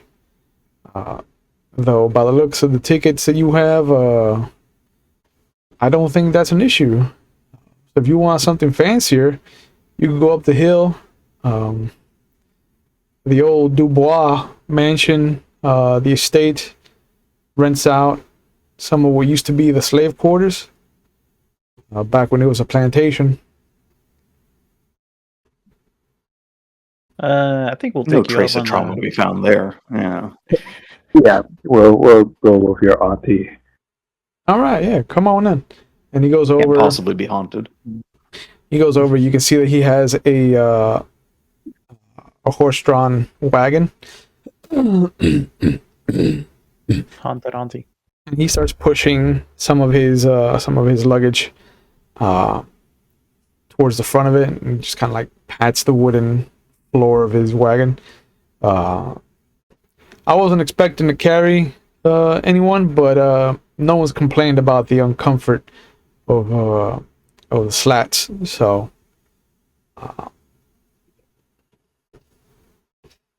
but he does offer you a place on his wagon if you want to sit. Otherwise, in worse combinations. Yeah. Otherwise, you can just follow him as he trots up the road. You get to a house, 2 stories. Looks honestly really big for the time period. It looks like it might have been a plantation at one point. Smaller than the traditional big kind of White House looking houses. It looks like it runs deeper than it does wider. And a lot of its land was eaten up in the expansion of the town. But as you walk in, you will see that there is an older woman, maybe 50, gray streaks, just kind of like rainbowing around the crown of her head and just shooting back into her bun. That is just a swirl of auburn and white. She's got crow's feet as she smiles at her nephew coming up, even smiling as she introduces herself to the group as Gertrude. And she's a bit frumpy. Definitely looks like she's given birth to a few children, and she's currently wearing the dress, simple dress, billowing skirt, and just the apron. It looks like she was cutting up apples for what looks to be a pie. Maybe a cobbler, you imagine? She waves. Hello. Perfect bait. You know what time it is, boys? Pie time. Wave. Hello. Nice to meet you. How can I help you? And the gentleman's like, Auntie Gertrude, these boys are looking for a place to stay, and I told them that you would be willing to rent out some of your rooms. And she slaps her knee. She's like, oh, of course. Any friends of my boy, friends of mine. How does $1 a night sound? Is that all right with you? $1? Yeah. What's awesome? No, That seems more unfair, man. that's money, bro. Back then. Yeah. Yeah, I know, right? She's like, excellent. Don't mind the apples. I was gonna make a cobbler for the neighbors, but I'll be happy to tell them that I will make them a cobbler some other time because my guests would prefer it. Oh, I wouldn't want to you deprive your neighbors. Oh, they're gonna be there for the rest of their lives. You boys are here for a spell, so I'd rather leave a good taste in your mouth than have to deal with. And she kind of like lowers her voice and looks over past the group, and she's like, I'd rather make sure that you are well taken care of than have to listen to their bullshit. Pardon my French. About how sweet a pie I make. If you don't like sugar, I don't need that kind of negativity in my life. Now, come on. And she gets up and leads you into her house. I would not object to pie, man. Nah, normally I wouldn't, but I ain't about to be rude. Good. Your mama's raised you right. Same.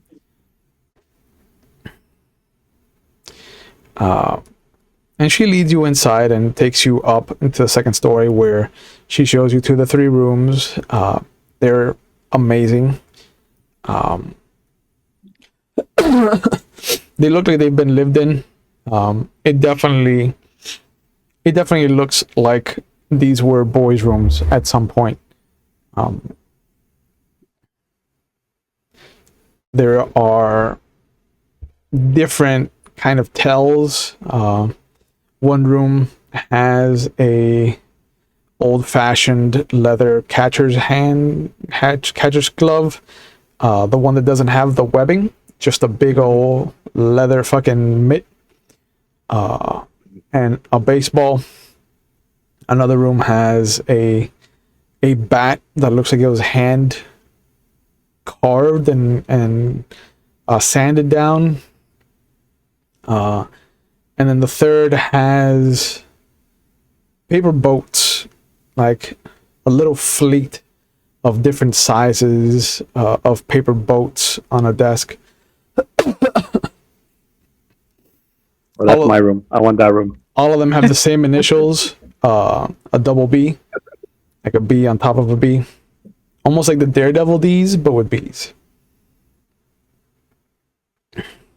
That's it. Definitely my room. Yeah, and she's like, I hope you don't mind. These used to belong to my boys. So, you know, I like to get some use out of them now that they've gone and made families of their own. Oh, they're both well? The 3 of them. Oh. Yes. Hmm. My late husband, God rest his soul, was the happiest I think I've ever known him once he learned he was having a boy, and then he was happy, not as happy when he learned that he was having a second boy. And then by the time the third boy came around, I think both of us were just tired of, and then again, her voice kind of lowers, dealing with boys and their bullshit. No offense to you, I'm sure that you are upstanding, well-mannered, and well-educated boys. I would certainly try to be, ma'am. No, you flatter me. Hmm. I'm not that young. I'm kind of old.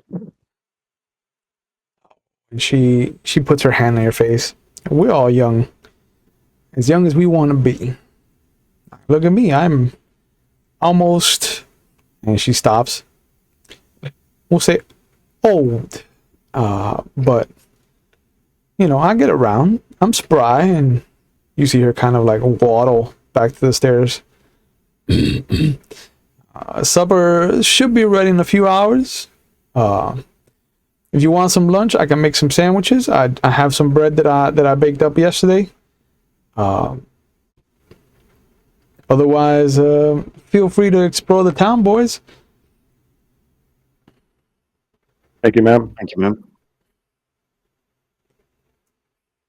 I'm adopting this lady as my auntie.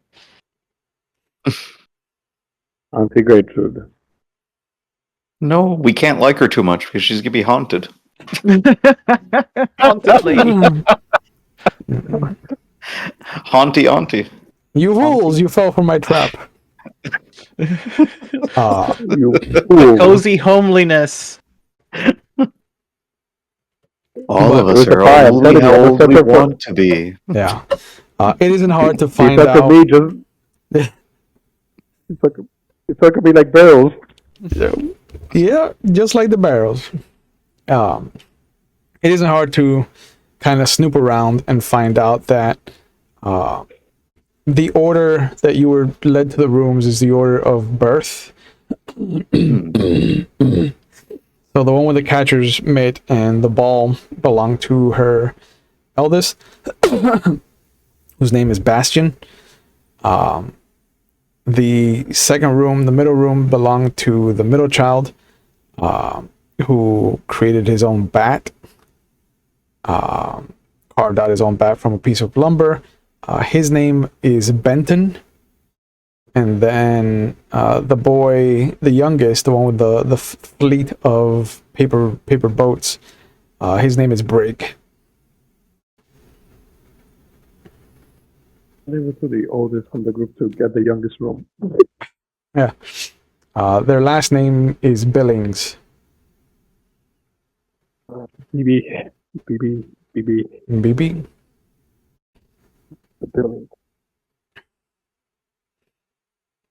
But you have the rest of the day until supper is made, or unless you want to bother her to make you sandwiches. Oh, I'm gonna snoop. Okay. The upstairs, there's another room. It's locked at the end of the hallway. Downstairs, you can see that she's still out front on the porch. She's talking to her nephew. But there's a kitchen, a big old dining room that looks like it could easily... The table only has 2 chairs right now. The rest are off against the wall, but it looks like it could easily sit 10. Excuse me. There's a small study that has a single bookshelf of different books, mostly Bibles and classics like the Odyssey. There is a copy of Romeo and Juliet. There's a copy of Arthur Conan Doyle, like a collection of short stories that looked like it was hand sewn together, like bound in house. Like it's a collection of the old like penny dreadfuls that were just like, you know, there's one missing if you're a fan of Arthur Conan Doyle stories, but otherwise the rest of his stories that were published are there. And there is a greenhouse out back that looks like it has a menagerie, a myriad of color flowers and bushes. It's easily the same size as the house. Wow. Yeah. Okay. Hell of a property.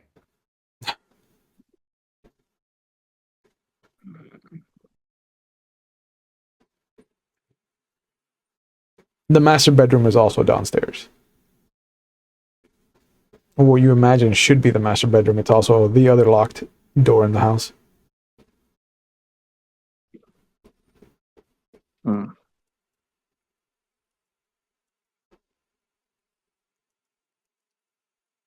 All right.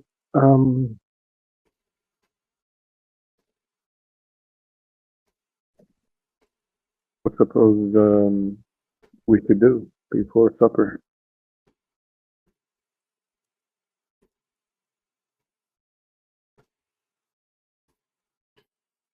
Mm. The nephew Right, leaves Like every by the time that you're done with the tour. The nephew leaves. I don't think we got much here.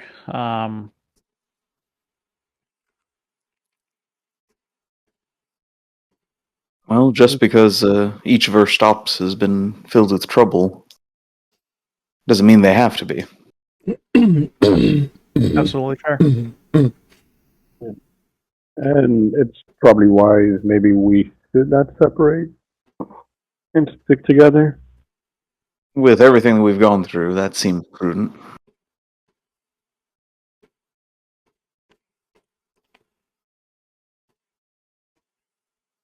And especially now that we might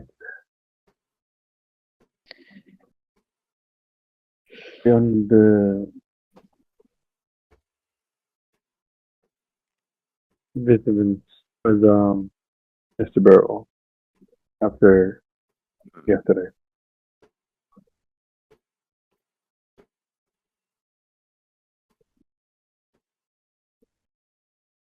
Speaking of which, where have him and his wife gone off to? They went on. They sit on the train. Mm-hmm.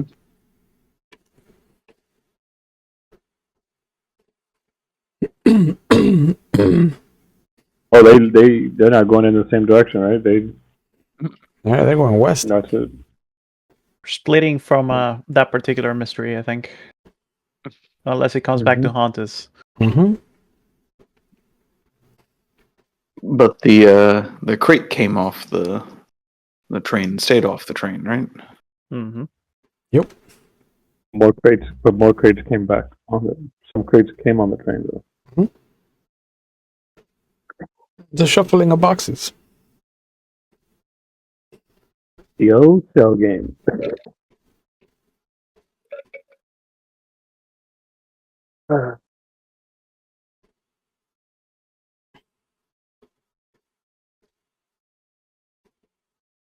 Wow. I just thought about it. We still haven't reached our destination, and we still have works to do over there. Mm-hmm. We've been so caught up with Mr. Burrow that we, or I, have dismissed the fact of the reason why we're in this in the first place. Investigate another matter. Mm-hmm. Forces happen Wow. to conspire against, looking too deeply into them. But hopefully this is just coincidence and not some grand scheme. I'll definitely keep an eye out tomorrow before we're bored to see if any of the crates get on the train that we're going on. Mm-hmm. Just in case. Right. Might stick to us like a shadow.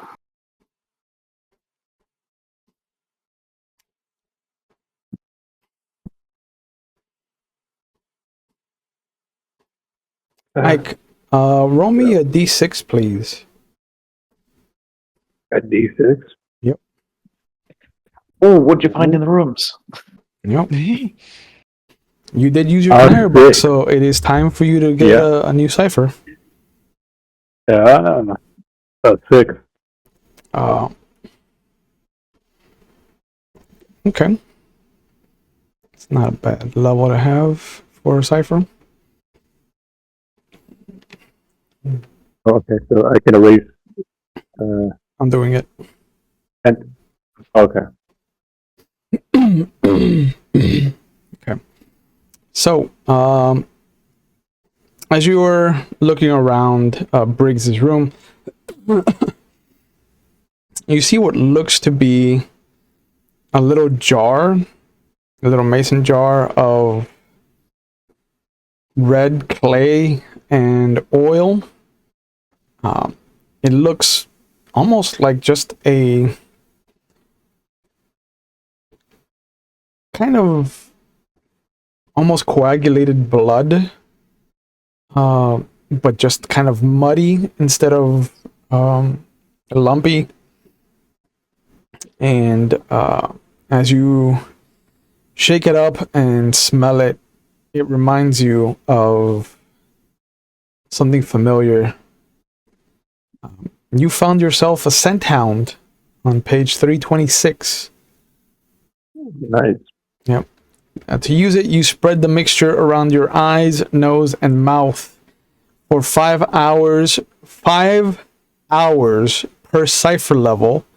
You can see in the dark as if it were daylight, and you have an asset to all perception tasks, including those involving smell and taste. Pretty much, since I rolled a 6, 30 hours. 30 hours. 30 hours with the sight and Yep. sound of a bloodhound. Yep, once you apply it. That's wild. Yeah. Yeah. That's a good roll. Yep. Yeah, that's one of those ciphers that it's like, even at level 1, you're just like, I'm okay. 5 hours, yeah. Yep. That's a good one. Nice. I sure hope that there's no mines in your future. Really? What are you doing You for said lunch? to roll a D6. Yeah. I thought my canary had something. But No. No, you're safe now. The danger has been left. Or rather, the danger has left you. Just in case. As far as we know. Dun dun dun. Yeah, I think I'm gonna go outside. Yeah. Is there a porch to this place? Yeah. Granny Gertrude's out there, bro. Yeah, I'm gonna go outside. Auntie Gertrude, have a rather. smoke. She hasn't revealed that she's a grandmother yet. Man. Oh, she did. She said that her boys have their own families now. Oh yeah, you're right. But yeah, she's out there rocking, cutting up the large slices of apple into small kind of bite-sized little cubes or triangles. Definitely looks like she's making a cobbler. Mind if I sit with you, man? Oh no! Pull up a chair. I pull up a chair. I offer her for a smoke. No, thank you. My husband used to. Nope. No. I like reminders of him once in a while. He was a good man. And you notice that she, unlike regular people, like normies, she doesn't cross herself when she talks about the deceased. Yeah. Do you have the priest collar? Yeah. Yeah. Okay. Yeah. I'm pretty much in those times. I guess pants. Yeah. Yeah. I The just shirt wondered. with the collar. I just wondered if you had the collar present or not. Yeah. Yeah. Like she's noticed it. She just doesn't bring attention to it.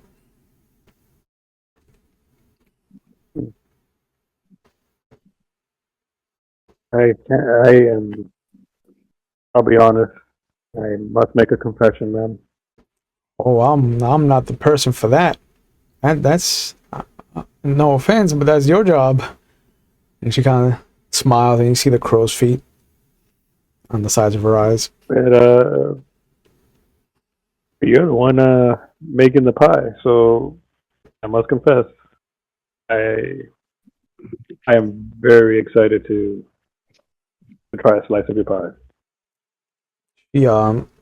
She pulls up a bowl from her side, a little side table she has there. And she picks out a couple of pieces of apple that she hasn't cut up yet, and she slides you the bowl. Give it a taste. Don't mind if I do. You see that some of the slices have a red skin, some of them have a green skin, and there's one that has a yellow skin to it.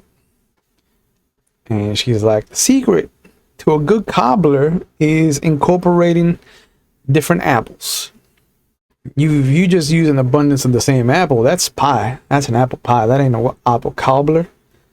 Apple cobbler, you need to get the full, what's it called? The full spread of tastes apples have. At least to me. My husband used to love, and don't tell him I said this, but he used to love the green apples for some reason. They're a little too tart for me. I like me a red apple more than anything. I'll eat a yellow one if I have to. But green, not in my house. Don't come over here with no green apples. I'll put you across my knee. She's definitely my auntie. Protect her at all costs, boys. Oh no! I've only known auntie for about 10 minutes. If anything happened to her... Oh, man. That's it. I would kill everyone in this room and then myself. That's it. Nope. Nothing's happening to this lady on my watch. Oh, man. But just like she says, the red apples are really sweet. The green skin apples are tart. And then the yellow one is an in-between. I'm gonna have to agree with you. Oh, Red apples. You had them by themselves. Wait until you get some of that brown sugar and some of that honey that I put into the pie. And the secret, she leans close to you. The secret is just a glaze, if you would, of maple syrup. Oh man, I must tell you, you definitely have to stop flirting with me. You don't know when I'm flirting with you. Oh wow, this pie sounds an absolute. She slaps your hand. Cobbler. I said it's a cobbler, not a pie. Cobbler. No. Forgiveness. You don't call a famous painting a child's drawing. You call it a painting. Correct. That is correct. Same with the cobbler. If you want pie, you go down the street, talk to Elizabeth. The barristers, they make pie. They'll make you a pie. Now you want a cobbler, you're in the right place. Then that I am. That I am. Like a pie versus cobbler, like gang war going on between Yeah. these old ladies. The Jets and the Sharks, but it's the pies and the cobblers. Like, we went from a supernatural battle, and now we're going into A different supernatural battle. Bakery gang wars. Yep. Fighting for the soul of apple cobblers everywhere. Somebody sold their soul to the devil to make the best pie. Mm-hmm. And I sit back. I'm enjoying this moment after everything. It is a nice reprieve. You know, it's like I feel like right now I'm feeling it all drained. All the, you know, like I actually feel like like this is a long, good timeout break from everything that we've gone through so far since our journey began. Yeah. And that evening, after you've eaten, and she serves the apple cobbler to those that are interested, you hear a knock at the door, and she gets up right as she's about to sink her teeth, like dip her fork into her cobbler, and she goes over to the door, and there is the sound of this alarmed breathing, and you can see that she ushers in a similar looking woman, thinner, a little bit younger, barely has the kind of crow's feet coming in, more black hair than gray, and she sits her down in her seat at the table, pushes the pie in front of her, and she goes, okay, all right, calm down. You're amongst friends here. Don't need for all of this hoopla. Like, slowly and calmly explain what's happening. And the woman looks up at her. She looks over the three of you. I don't know how it happened, but I was just about to set myself down for dinner, and I swear, Gertrude, I on the life of my boys, I swear I heard Robert's voice come from our bedroom. And you see Gertrude's face become white as a sheet. And she's like, Elizabeth, Robert's been gone for some time. And she goes, I know. But that's when the knocking started. And I heard the hoofbeats. And the second the cabinet door started opening and closing, I ran out of my house. Gertrude, I ran out and I came here. I don't know what to do. And Gertrude just kind of puts her hand on her shoulder and nods and says, well, I'm sure that we can handle anything that's... You can stay here, Elizabeth, if that's what you're asking. You can sleep in the room with me, and I'll keep an eye on you and make sure that none of that has followed you. And she looks at the three of you. I'm sorry, boys. I'm gonna take care of Miss Barrister here. You finish up. I'll take care of the dishes once you're done. And she leads the other woman out. And you can hear that she goes to the back of the house where you found that other locked door, and it is in fact the master bedroom, as you hear that they're sliding in there. But the three of you are left in the dining room.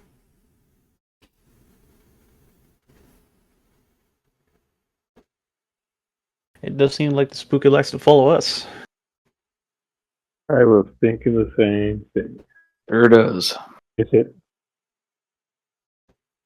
Well, I suppose we should see if we look into that. You're suggesting we investigate the spooky ghosty stuff?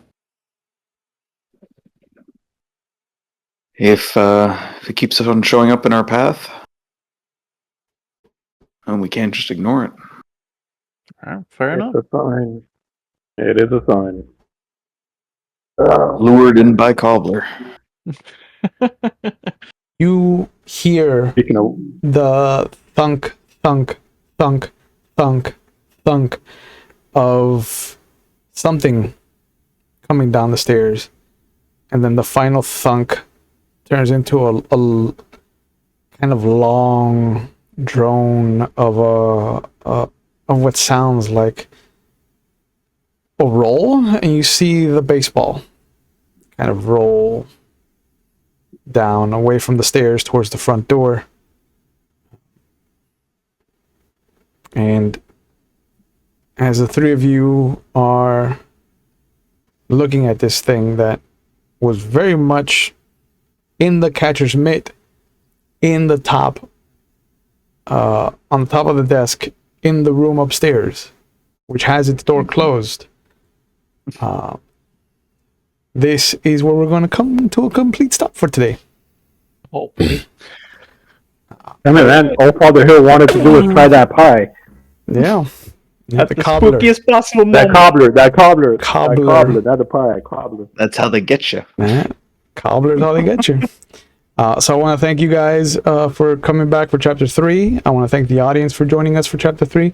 One more chapter on this story about trying to get to Norfolk to handle the favor that a friend of you started this journey on. So I'm excited to get to that on Halloween Day and maybe revisit these characters to see what actually is afoot in Norfolk at a later date. But as always, I want to give you guys a chance to plug whatever you're doing. We will start right to left this time. Donald, do you have anything you want to plug? No. Nothing. The welcome back of the Ravenous Archon stream. This is slowly but Halloween surely. night. Yep. Ike, do you have anything you want to plug? Yeah, your stream. Just put in, everybody. not just for old gods, but all the other games that Ravenous Archon it runs or will start running again. Yeah. Thank you. And Hulu, you got anything you want to plug? I would really love to plug USB Sin right the first time around, but that's impossible. Since I can't do that, I'm going to say tune in to Ravenous Archon and his streams because he's the best storyteller out there. Thank you. I appreciate that, even though my imposter syndrome completely disagrees with you. Here. He is the best storyteller. But again, thank you guys for participating in this fever dream of a story. I'm excited to see where this last leg takes us. Halloween night. We all have pie. And we finally get to fucking Norfolk. Just treats, no tricks. Just treats, no tricks. Or at least the first half of tricks, and then nothing but treats. But as always, thank you guys for coming along for this journey. Thank you to the audience for coming along with us as well. I hope that you guys are having a good time. As always, you can catch us here as we slowly start to get back into the rhythm of things. I don't think we'll be back to our actual schedule until the new year. So it's going to be just kind of mini-series, either on Saturdays or during one of our actual streaming days like we did before. Like I am running a different Old Gods starting Monday. It's a 4-chapter story told in Kentucky, where a barrow might be ending up. Wednesdays, you can catch me over at McStabber's Studios, as I have joined their Demon Cast for the last season. Thursday will be our final episode of this miniseries. And then this weekend, Friday and Saturday morning, you can catch me over on Dork Tales as I participate in their Extra Life fundraising event. They do this a couple of times a year. I always love participating with them, helping out, because, kids need help. And if I can do my small part by doing silly voices and playing a silly character, I will do that. One of the games is Dungeons and Dragons kind of spring break from Strixhaven. And so I've made a wizard rogue, Tabaxi, who is of the small persuasion, who may or may not be just Antonio Banderas' Puss in Boots in Dungeons and Dragons. So I'm excited to subject his Canadian audience, their Canadian audiences, to my bad South American accent, my Mexican accent. But otherwise, you can catch us here. I think the next Saturday miniseries I'm going to do is going to be Hunter the Reckoning, 5th edition. So keep an eye out for that. Once I gather a cast, we'll definitely figure out what's next. I was torn between Hunter or Lancer, since Lancer is just basically Gundam the RPG. But I feel like Hunter might be a better fit. So as always, we take mental health on the channel very seriously. So if you feel like you need help, please reach out. Please know that it is okay to not be okay, that there's a lot of stigma attached to mental health, and mental health is part of our general health. It's one and the same. I know that I've personally dealt with some dark times, especially this year. So, I'm thankful for the lifelines that I've called in, and the anchors that have helped me stay grounded. If you're not in the United States, or you don't do well with with calls and texts, you can go to findthehelpline.com. It'll help you find the resources in the areas closest to you that can help you out, because there's always somebody out there that wants and is willing to help you. All that it requires is you taking that first step to getting the help that you need. So as always, thank you so much for coming along with us. You can find me this week, especially out there on the internet. So I hope you've had a good time. I can't wait to see what happens in part 4, and I can't wait to see what happens in the Kentucky story. So look out for that. Until next time, please be safe, take care of yourselves, and we will see you when we see you. Have a good night, everybody. Bye. Bye.